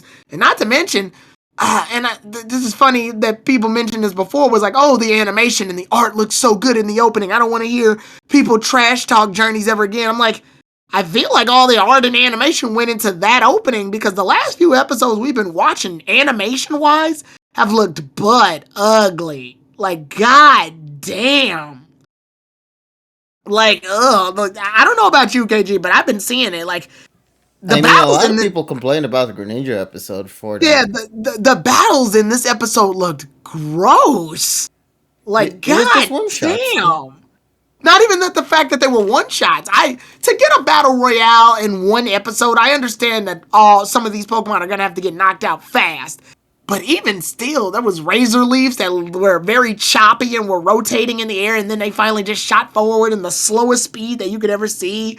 We saw some Pokemon use, like, I think Inteleon used a water move, but it came out super awkward. Mudshot had repeated animation, which is fine, but the repeated animation looked kind of weird. Pokemon I will say, though, say the best thing about this episode were the facial expressions when it came to, like, their interactions. I think the interactions were the best parts about like Ash reacting to Asahi's, like, responses about the rules and making things up on the fly. Like, you see him get like, he gets mad about it, but he can't say anything about it because, well, he's not a part of it.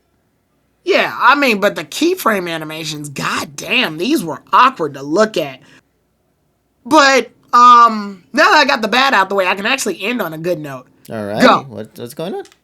We finally, after 110 episodes, have found a Go moment that I legitimately like. And I like the fact that Tokyo was gonna quit and let Go win, but he says no, fight me at your best. And it even cost him. I liked that. That is an extremely well-developed moment for Go. This works. I like this. The reason I like this is because Go has put his, Go would much rather win legitimately or even lose legitimately than win by somebody just giving him the victory. A hand-tossed victory is not a good victory at all, and he's helping develop another character rather than trying to take advantage and develop his own. Now, if I could pull an episode as reference, the only one I could possibly think of is when they're in the desert resort, and Go takes the advantage to catch the Pokemon while it's a battle royale between everybody. He realizes that while everyone's working together, he still wants to catch that Pokemon above everybody else during the raid battle. Here, Go is giving development to somebody else, even though it counteracts with his dream of getting Mew. It's a detriment to him, but he sacrifices what he wants for the means of what someone else wants so that they can develop. And by proxy, that means Go will be able to face things at their best rather than be handed things at their worst. This is good character development. This is the greatest use of Go I've ever seen.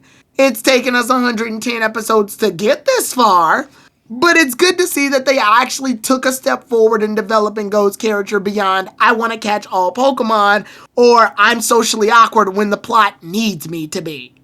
So kudos to Journeys for actually doing that, and that's probably one of the highlights of the episode. So see, I can recognize when Journeys is actually doing something good. Again, it's 110 episodes after the goddamn fact, but here we are. Only just took this long, man. That's all, you know. Yeah, so yeah, and with that all being said, I mean the episode's concept is okay. It's good to see that they're actually working on missions.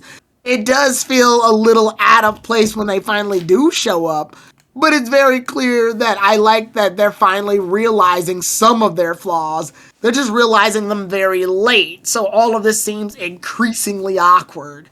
Removing Ash but still making him a support character that watches the missions is fine to me. I'm surprised they didn't do it in other missions. But again, this is a too little too late situation. Um but yeah, and his hope that Gary's there, I'm sorry, Gary to me isn't a good rival for Go. I know I'm gonna get flack for that, but he's not really Gary. He's not really Go's rival to me. I get it. The show's trying to push it because he was Ash's rival, but that just feels like it's facing Ash's sloppy second, and that doesn't feel as genuine as his friendship slash rivalry with Tokyo, or like the rivalry he's gaining with other challengers, which I wish we could see a lot more of.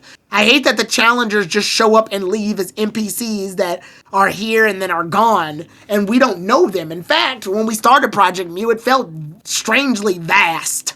It's only till just the last two missions that we've seen that we're starting to see other challengers. And hell, The now other we're ones starting to see eliminations in the challengers too. Yeah, the other ones have felt desolate. Like, how cool would it have been if we had seen a follower of Gary when Ash and Go had seen Gary? Like, maybe they're unsure of themselves, but the next time we see them, they're like really good for some reason, growing more so than Go did. You mean like those two characters that are gonna come back in the other episode?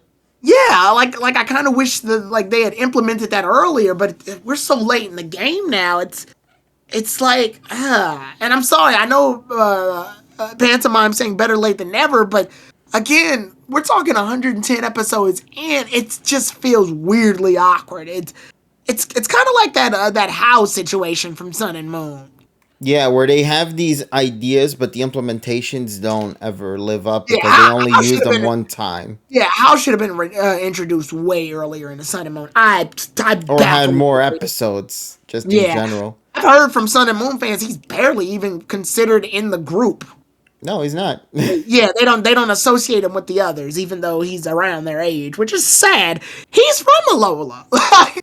Nobody knew about him, though. Right, it's extremely awkward. It's like if they introduced Hop really late in the series, but I digress. The episode gets like just a 6 out of 10. Yeah. And I'm only giving them that because of the butt in, mostly because of Go's development in the episode. I will say that's a really good use. And I do like the fact that Go makes the suggestion that him and Tokyo should team up. It's a battle royale, and obviously one trainer has to win. But it's good to see that they are realizing that there's strength in numbers, and they're using that to their advantage as of that time. So the fact that Go thinks of the idea, along with someone that he's familiar with, does show that he's getting the concept of teamwork a little bit better now. Honestly, I wish they had did the whole he should have lost thing in the Arnacuno mission too, but again, late. Better late than never. No, I'm just kidding. Yeah, but yeah, that's pretty much my synopsis of what happened.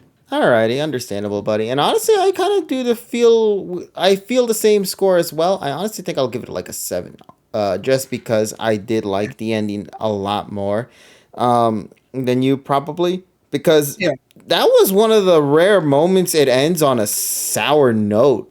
Like, the episode abruptly ends after he discovers this fact that he's, like, at the butt end of this. He's in 8th place. He's just a couple of points away, and he would be eliminated at any point. Yeah, he would have got disqualified. And I do like the tension of showing that there's a little time left before they have to choose someone. But that also means they got to do more Go episodes. And unfortunately, there's only one Go episode left. So wait, that means Go has to earn a lot of points in this mission. In this upcoming mission, there is one episode. This was sloppy. Project Mu was the sloppiest shit I've ever seen in my life. Allow me to bring this up as reference, just so I can make sure I'm saying this properly. So episode number 113, it's literally titled Last Mission, Get Reggie Alecki and Reggie Drago. Yep. After receiving his final mission from Project Mu, Get Reggie Alecki and Reggie Drago, Go heads to the Split Decision Ruins in the Crown Tundra on his own. His rival Shigeru also come there. Can Go clear this mission without any problems arising? And who will be selected as official members of the Mew Search? Yeah, this was sloppy. I feel like, how many missions of Project Mew have we gotten so far? 7? Have we? I 7? think It this does one's not gonna be the feel- 7th one. What was the first mission Go did? The Ninetales thing? The first mission was the introduction episode, I guess. And then the Ninetales. I'm not gonna count Gary's episodes. Is I'm this our counting the ones 5th that one? I Go could have did. sworn this was our 7th. I'm counting the ones that Go did. Okay, Ninetales, Volcarona, Under the Sea. Ninetales, Volcarona, Kingdra, This one. this one. Then the Reggie one. Wow, only 5? I swear there was one more. What was the other? No, I mean Gary's Moltres thing was his. No. There was another. Oh, the Articuno. Oh shit. Yeah, it barely feels like I know this thing. Yeah, that's it. I don't feel attached to these missions at all. And there was also a trailer that dropped for that final mission. And honestly, it doesn't live up to the hype that what they did with the Masters 8. You know, like how the Masters 8 got like this incredible 10 out of 10 poster. Yeah. Showing off all the 8 characters and everything. The Go plot only just got a trailer. And that's it. And no poster to coincide with that for Go's side of the story. Yeah, it is extremely awkward. And I think the reason it's so awkward is because, again, this I think when did Project Mew start? Project Mew's first official debut starts in episode. Let's take a look here. Project Mew began Advice to Go, episode 68. Yep, Project Mew started in episode 68. We're at 110, and we've only done what? We've done 5 missions. Missions. Yeah. About 5 or 6. Like, it's so detached. I think that's what the issue is. That it feels extremely detached. They showed up at the later half of the series. We've been getting mostly Ash episodes in between all that and Koharu episodes and then like filler. Yeah, none of it feels cohesive at all.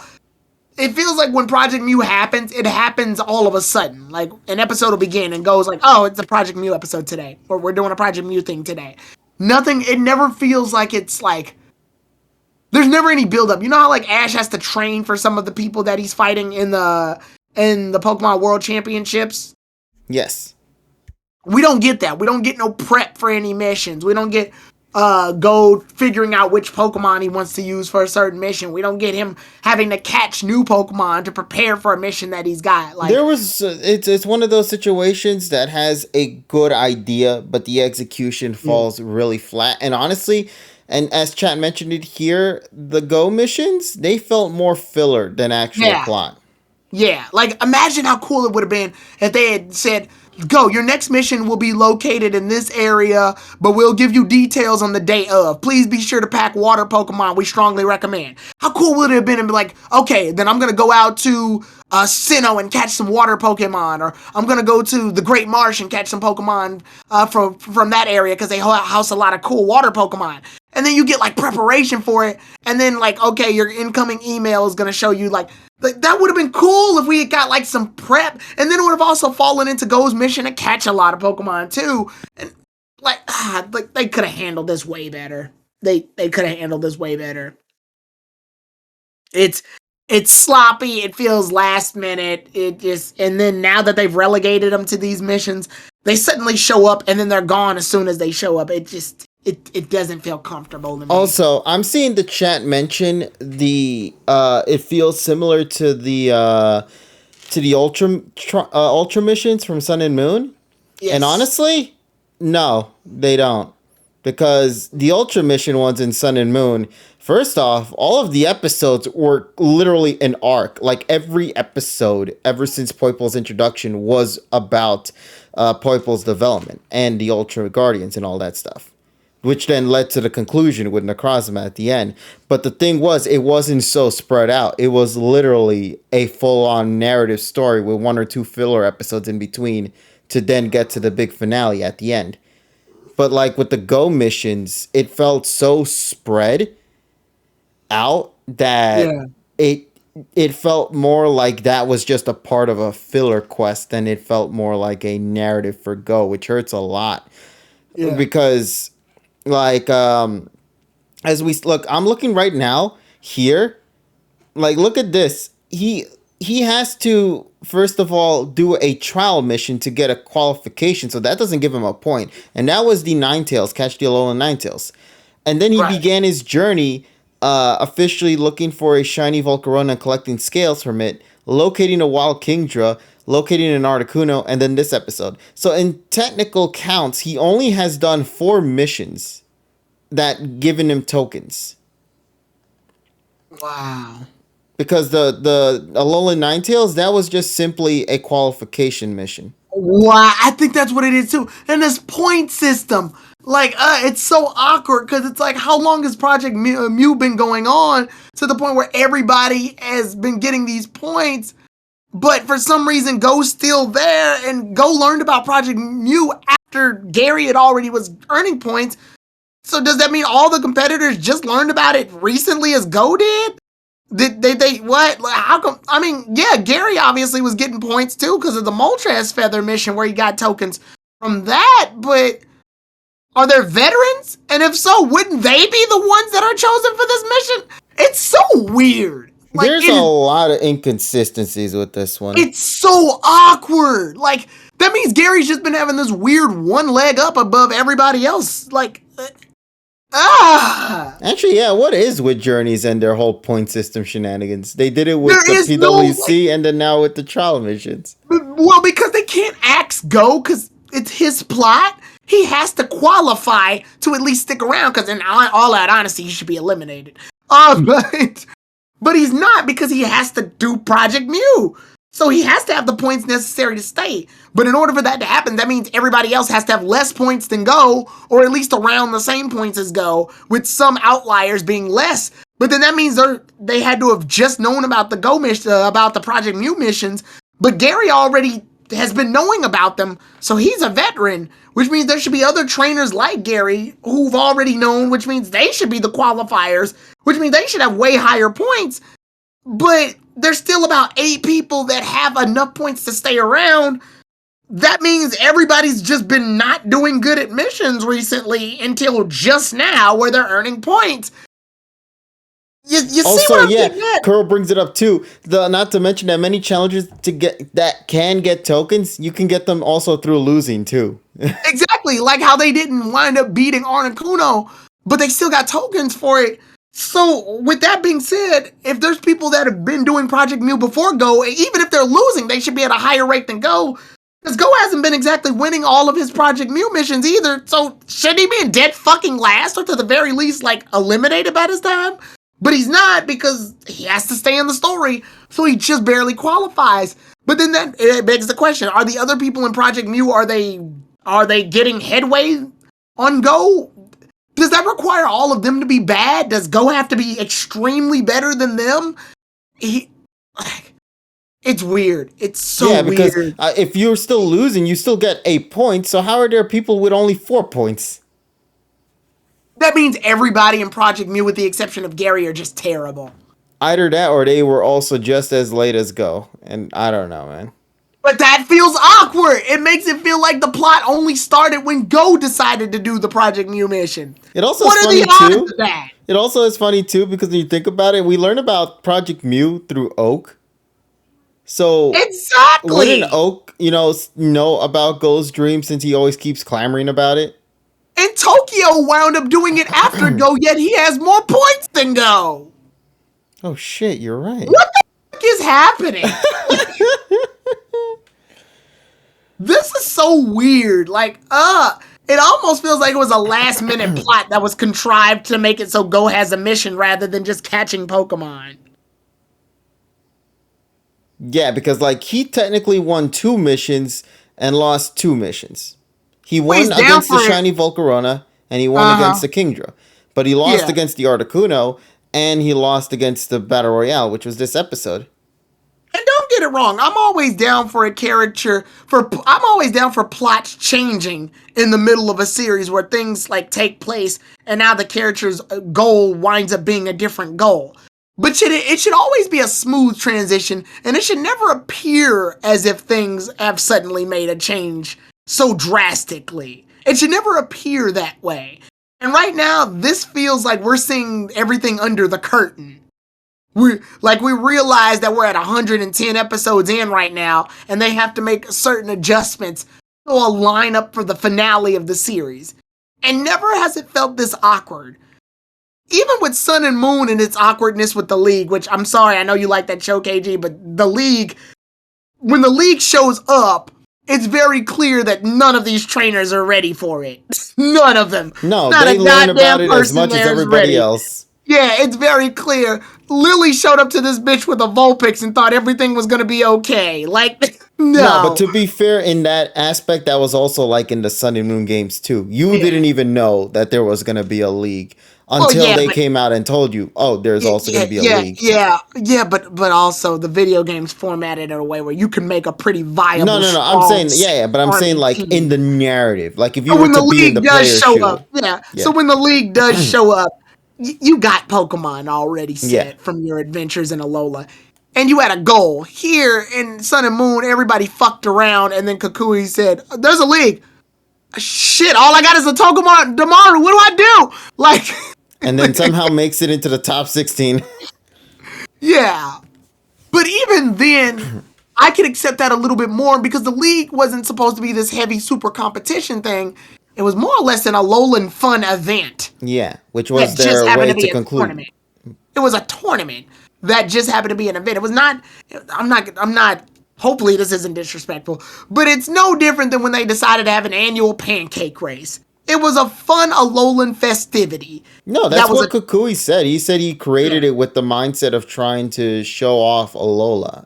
Yeah, and everyone participated and had fun. So it was at least a little comfortable to sit into. Here we have a very mission-based thing that has a point system and a requirement, but the point system and requirement doesn't gel with what's happening with the course of the story. Mm-hmm. So now we're running into awkward moments where Go has to have enough points, but he just learned about it in episode 68, so there's no proper build-up. If you want context, it would be like if Ash wanted to join the Pokemon League, but didn't do any gym battles until episode 70. Yeah. Yeah, that's what it would be like. And then suddenly he's able to get all the badges in rapid pace. Or to the very least, he's able to lose some gym battles, and the gym leaders give him the badges because they like him. Yeah. Also, Muffin, you're saying about that's why the PWC hasn't acknowledged the Alola League. That wouldn't make sense because the Kalos League is referenced. Yeah. And Alon won that one, and they referenced that. So yeah, they referenced the fact a league that at the end of the day, no matter how big or small, is still at the end of it all. The tournament is televised too. Yeah. So. And it also had legendary fights going on at the same time. So, I mean, that's kind of another big thing they have under their belts there. I think just because it's new, probably, it's the equivalent of opening a new, it would be like the equivalent of opening a regionals in a town that never had regionals before. Not many people are going to know about it until like years later. And then it's like, oh, they held regionals there a couple of years back. This is their first Pokemon regionals tournament. Yeah. Whatever happened to Chairman Rose? Just as much knowledge as we have in the video games. Who the hell knows? Yeah, nobody knows. Nobody knows. That plot's dropped. Exactly. But yeah, I don't know. The Project Mew feels like an afterthought. It feels like they thought of Project Mew long after the fact. And now we're unfortunately suffering the consequences of last-minute improvisation writing. Which, again, there's nothing wrong with improvisation writing where you have to think up shit on the fly. Sometimes it can lead to some awkward moments. I will say X and Y probably suffered from that shit towards the end. Like with the Malamars. Yeah, even then, it feels like when they had to deal with it, they found a comfortable way to deal with it. For example, Omega Ruby and Alpha Sapphire having to be part of the plot of X and Y, they handle it in the form of Shota and the Mega Evolution specials with Lon and Steven. So they found a comfortable route. Here... It's like Project Mew shows up, And when Project Mu shows up, they have to scramble everything together, but they still have to scramble the PWC in this too, which they've handled the PWC so terribly as well too. It's only now that the PWC has some interest in it because it's the Masters 8. And even to me, now that I've heard people talk about it on Twitter, a lot of people are starting to see, like, they're wiping the rose-tinted glasses away and they're realizing the PWC's roster, while it is nice to look at, is very it's in a way it's underwhelming. It's underwhelming only because of the fact that we all know what we're getting. Yeah, not, like, not it's underwhelming of like it actually being because it is a super solid roster. The issue is that the hype is there. The problem is everyone you expect to be there is there. Yeah. Everybody knew they were going to be there in one way or another. Like, everybody predicted 90% of the time all the champions were going to be there. It's all champions. And the problem, and a lot. The biggest problem here is that they openly state at the beginning of the PWC, anyone can enter the PWC. So how cool would it have been if you had got this cool little flexible roster of trainers from all different ranks? Like, you get Misty in there somehow, or you get Kiawe, or Paul. Where the hell's Paul in all of this? Yeah, you get Paul. You get Nessa from Sword and Shield. More Galar representation other than just Leon. Like, if you are a Galar fan, you got hoed in the PWC. Damn, we didn't get a Nessa episode. I'm bummed out by that. If you're an Alola fan and you exclude Ash for a second, you got hoed. Ash isn't even going to be using his Alolan Mons during this. Maybe. But even then, he's only using his Z move from Alola. Yeah, you just, would it have been cool if Trip had showed up? Trip actually had an interest of wanting to be a champion, more so than Iris. I'm sorry to say, Iris fans.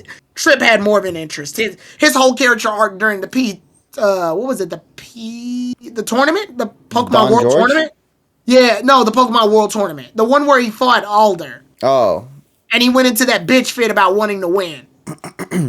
Yeah, but then Iris would have still whooped his ass anyway. I know, I'm saying that had more of an interest of him fighting Alder. Like, he had a thing against wanting to fight Alder and be the champion, which feels a little bit more comfortable than Iris just suddenly being the champion. You know what hurts me the most with this list?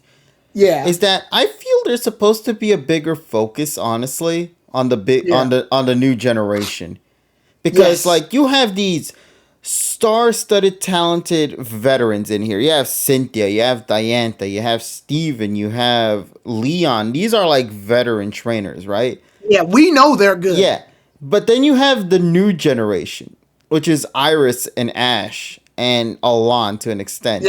Yeah. I was really hoping that they would put a bigger emphasis on the new generation being in this list here, because that's just so cool to think about, that you have these veterans and now the next generation is here and they're almost about to take names in this tournament. You have a 10-year-old boy from Palatown, you have a 10-year-old girl from a dragon village, and then you have this other trainer who had gone through a redemption, who won a league and is now also participating in this, who has defeated other characters beforehand. His quest to fight the strongest Mega Evolution Exactly. Pokemon. This is the new generation. I really wish there had been a push for emphasis on the new generation. Because I really want to see, when this whole thing begins, I want to see a moment when it's Ash, Iris, and Alon together. And then somebody acknowledges that this is I'm proud to see that the next generation is ready to take on the steps to becoming our successors or something. I honestly feel like Raihan should have saved him for the actual tournament. Dude, I don't think they should. Iris versus Raihan should have been a thing. Yeah, that would have been cool. It's a literal battle of dragons right there. Yeah, that would have been cool. And it would have been we get it, Lance is a good dragon master, but I think that would have been better for her to fight in weather conditions too with her dragons. That would have been neat. I would have liked that. Mm-hmm. There's so much potential, but once again, it's just one of those, we are very, very restricted in time that I don't know how they intend to a lot of this was Yeah, a lot of this was very wonky.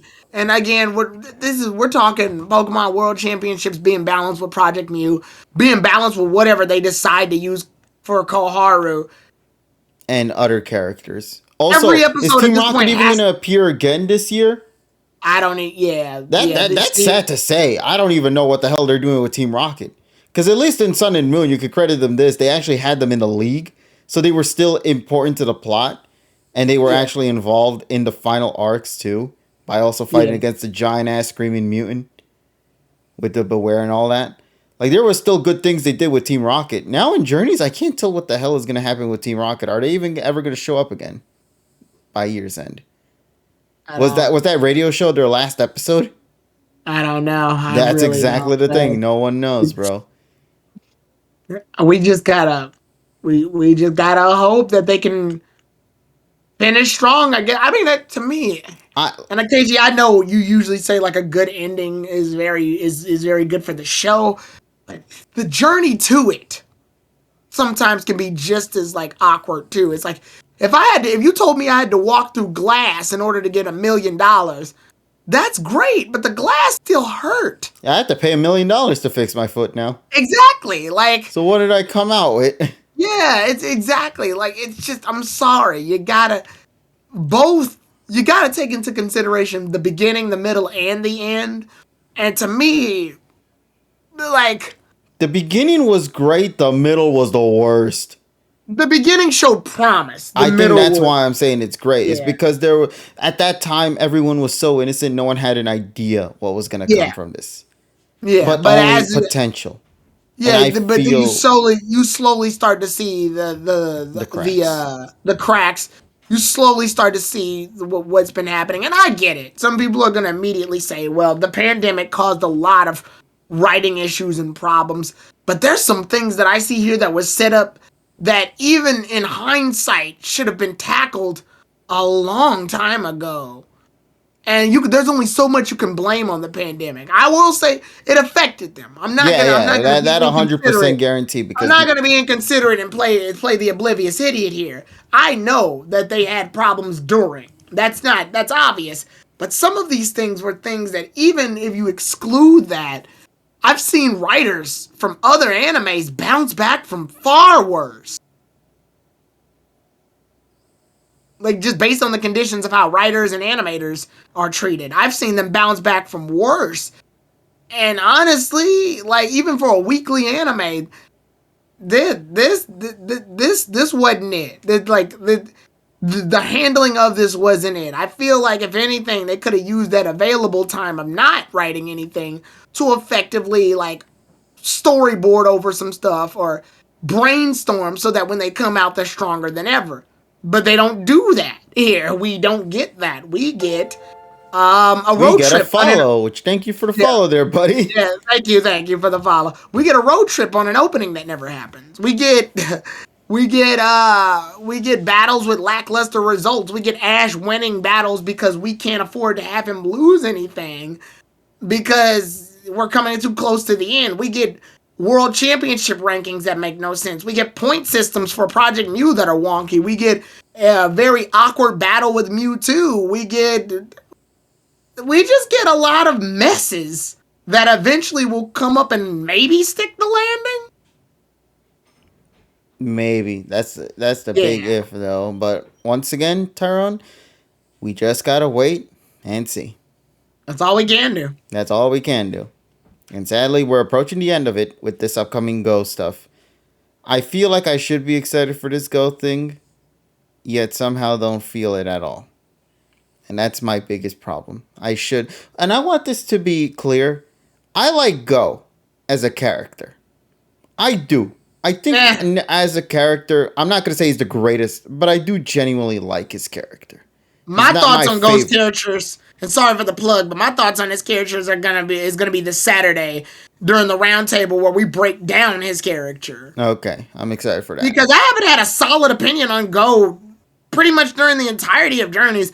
I've made my little comments here and there, but I've never thought of a solid opinion on him at all or broke down his character because I wanted to give him time, but we're at 110 episodes now, so I feel like I can give a much better synopsis than earlier in the series where they didn't give me much. You know, there's a funny thing about the community when those who love journeys and those who disagree with journeys can actually come into agreement Yeah. and say Grookey is a bitch ass character and no one likes Oh yeah, him. that. You made that post, which I gotta thank you, by the way. That kind of helped lead to my roundhouse discussion, because I feel like this week has been like us talking about Go a lot anyway. Like from his character to his episode to his Pokemon, all of it feels like it's gonna be a nice segue into us talking about Go this Saturday, because this is it. Like, I know the series isn't over yet, and some people are gonna say that, but honestly, like, we've been given 80% of his character now. So obviously it's subject to change, but obviously I'm gonna grade what I see and not what he's meant to be. Mm-hmm. Yeah. But yeah, all right. So what do you say we go and start wrapping things up Yeah. then for tonight? Yeah, let's finish that. Oh man, that Did you give episode. the episode a number? Yeah, I gave it a 7. Oh yeah. Oh yeah, that's right. I remember that now. Oh, by the way, that ending, once again, I still like that ending of this episode. I thought that episode ending was great. It felt very tense, but I think it would have It gives attention, but it also makes things awkward. Yeah, it would have hit harder, honestly, if Go was 1 point ahead of the elimination. Like if they said, "Oh, you need to have 6 points or higher to not get eliminated," and then Go would realize, "Oh shit, I'm at 7." Yeah.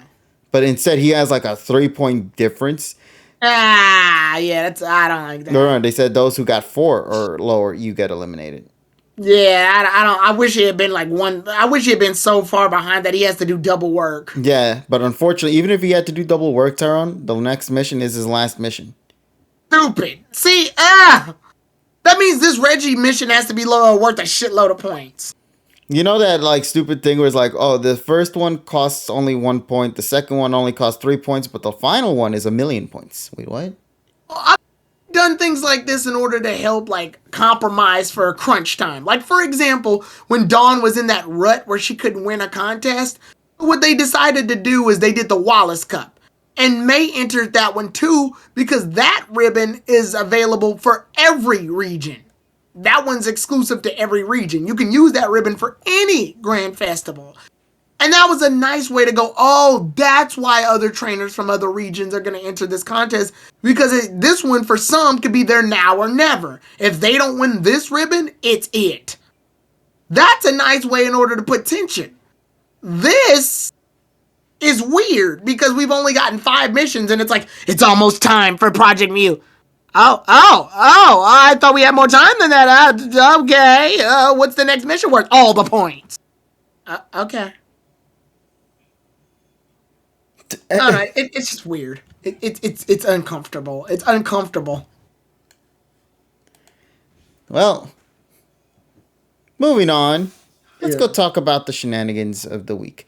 Remember how in the previous opening there was an arc when Ash and friends went on a road trip? Yeah, we talked about that earlier. No one has any answers for it because it don't exist, unfortunately. So yeah.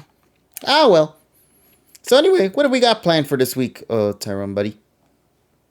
Tomorrow we got Sonic. In Roblox. Yeah, in Roblox, Sonic Speed Simulator. Yes, and then because just to clarify why we're going back there again, there's a new world opened up, and also Amy's as a story there now, apparently. So we need to take care of that mission. Nice. And then on Wednesday, we got Nier Automata, and I really hope a lot of people show up for the Nier Automata stream, because I got a little surprise for people in that one. I for those of y'all who know, I actually went to Fan Expo this weekend. I worked in, and I met a lot of famous celebrities who voiced a lot of characters. I'm friends with the woman who voices Bulma. Her and I are cool. Like, we're super cool. She actually recommended me for when she comes out to Fan Expo next year in my area. And if I ever do travel to a different state, or if I ever do decide to visit a different state where Fan Expo is, then she wants me to be at that panel. She actually gave me a free Funko Pop of Bulma and signed it with her name on it for helping work at her panel along with my friend. So that was a nice gift and a free poster. But I also met a couple of other ones. I got to get a free selfie with Sean Schimmel. That was fun, the voice of Goku. And again, like I said, I really hope people show up for the Nier Automata stream, because let's just say when working at Fan Expo, I got a little surprise for everybody that I want to show off. So hopefully we can see you all on Wednesday for Near Automata stream. Thursday, I believe we're doing the tripod with you, me, and Terrell. Mm-hmm. So that'll be those shenanigans. And then KG, you can take it away for Friday. All right. For Friday, I got the whole reaction night. So we're gonna be reacting to the biggest episode of all time for Journeys because we're returning to Sun and Moon storytelling. Yeah, they got the writer of Sun and Moon, Aya Matsui, to come for this one. For this one, and I think the one after this, which is the double Alola episode. The one thing I've been requesting for, with Lily's story finally getting a conclusion. I was gonna ask you about that, KG. Like, I know we're at time, but can you give us like a brief, like, how do you feel about this Lily, Gladian, and Moen thing? Because from what I'm hearing, just from Twitter talk, looks like they're going the Ultra Sun and Ultra Moon route with how they handled that story. Yes, apparently there's a shiny Nihilego, I think that's how you pronounce the name? Yeah, That apparently is Nihilego. involved in this plot with Moen. Yeah, and obviously you're the Sun and Moon stand, so I want to see like your thoughts I am on it. excited for it. I really am. And I want this to succeed. But I also know what series I'm in as well.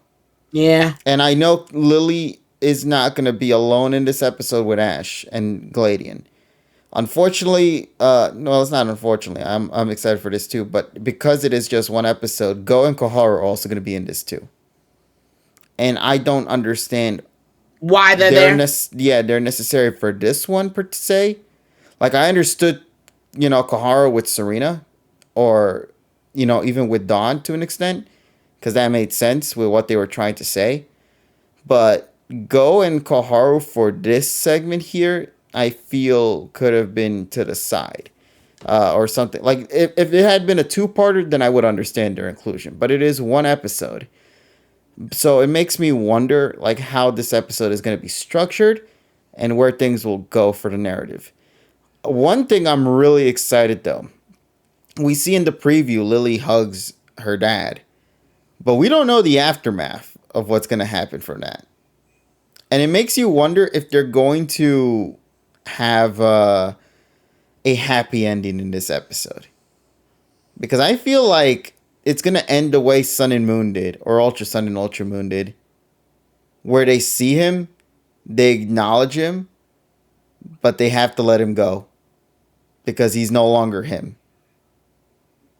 Just like how in the games, when Moan visited the Aether Foundation, and he did not know anybody or anything there because he lost all of his memories.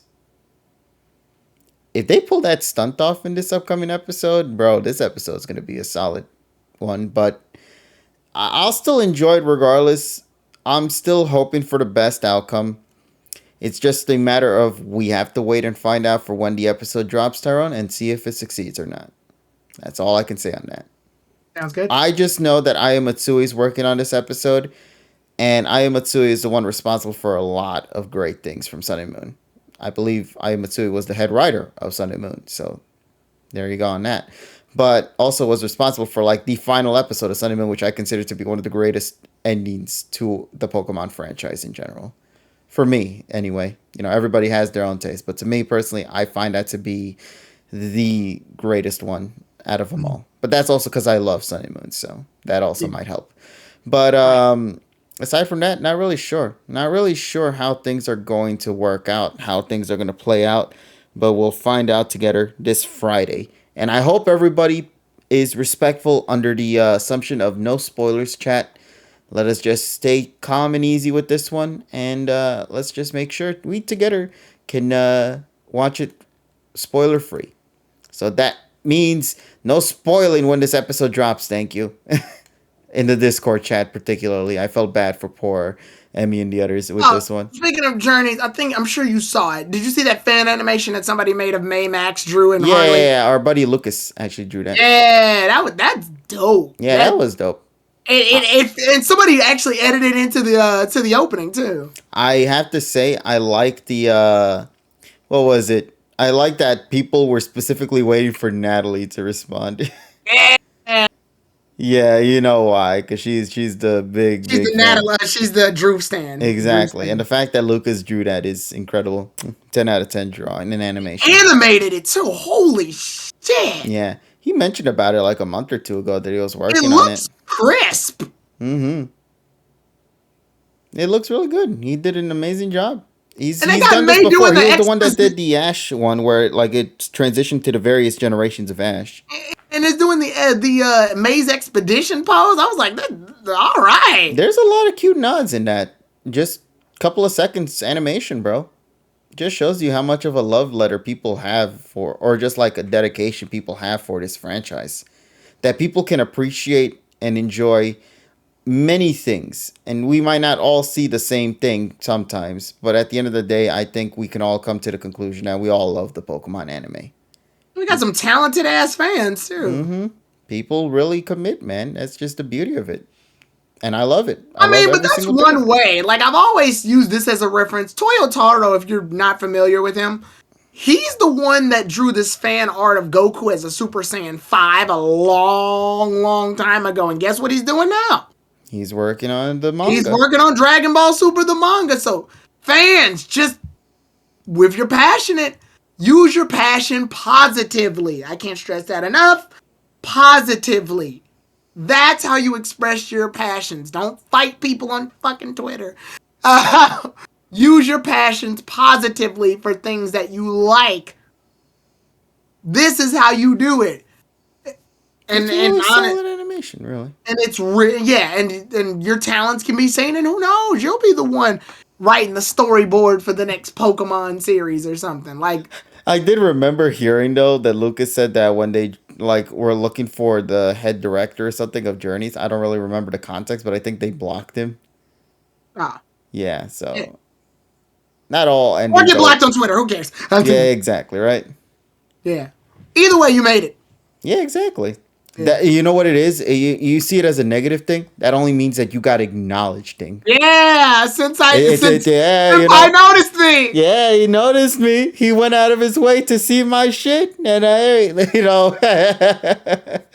Dear fans, stop calling me. Nah, but seriously though, Lucas, your work is phenomenal, buddy. Yeah, it really is incredible. If you haven't followed him, go make sure to do so and check out his animations and just his art pieces he's done in general. He even did art pieces for our buddy Tasso, Raph, to name a few. Really good shit. Really good shit. He does commissions too, although I think they're closed at the moment. So, yeah. Yeah. So yeah, that's all I got to say on it. Oh yeah, I didn't mention on Wednesday because I know you're doing Nier. For me on Wednesday, I'm gonna be still playing the Smash shenanigans because I actually finally did it, Tyrone. I got me a GameCube controller with the GameCube adapter thingy, my bob. There you go. So I'm gonna start playing more of the competitive shit with this, and we're gonna have more fun with Smash on that day. So that's gonna be great, and I'm looking forward to it. Nice. But yeah, so fun all around, ladies and gents, both on my channel, Tyrone's channel, and even our buddies that are not present with us at this moment, like Terrell, TSS, Richie, to name a few. Richie's actually been doing more streaming lately. I'm very happy for him. Yeah, good. Did you get the GameCube 2, KG? Yes, I did, and it's very cubicle. There you go. You look cool. Cubicle. Nah, but yeah, it's gonna be a lot of fun, and I hope you guys will be around for all of us. So with all that being said, ladies and gents, we hope you guys have a wonderful, wonderful week ahead of you. A lot of great stuff happening all around, and I can only hope that it goes well for every single one of you. Just stick positive and hope for the best. Unfortunately, our buddy isn't here to tell y'all to wash your effing hands, so I can't say it for you. Wash your fucking hands. But he could tell you in the chat too. He says it right there in the chat. And screw plastic bin disintegration. Jesus Christ, that's an additional part. So yeah, good night, Pogger stream. Thank you, buddy. Thank you, everybody, for tuning in. We love and support every single one of y'all. Keep on doing your thing. We're calling it a night. Take care. Once again, Tyrone, thanks again for tuning in as well here. Much appreciated. All right. All right, let's go now. Bye, everybody. Bye. We'll see you next Monday. But if you're around for the other shit, we'll see you tomorrow. Better tune in for tomorrow. We're doing Watch more our oof shit. blocks. Exactly. There you go. I just realized something. What? I forgot the dancing roaches. Ah, well.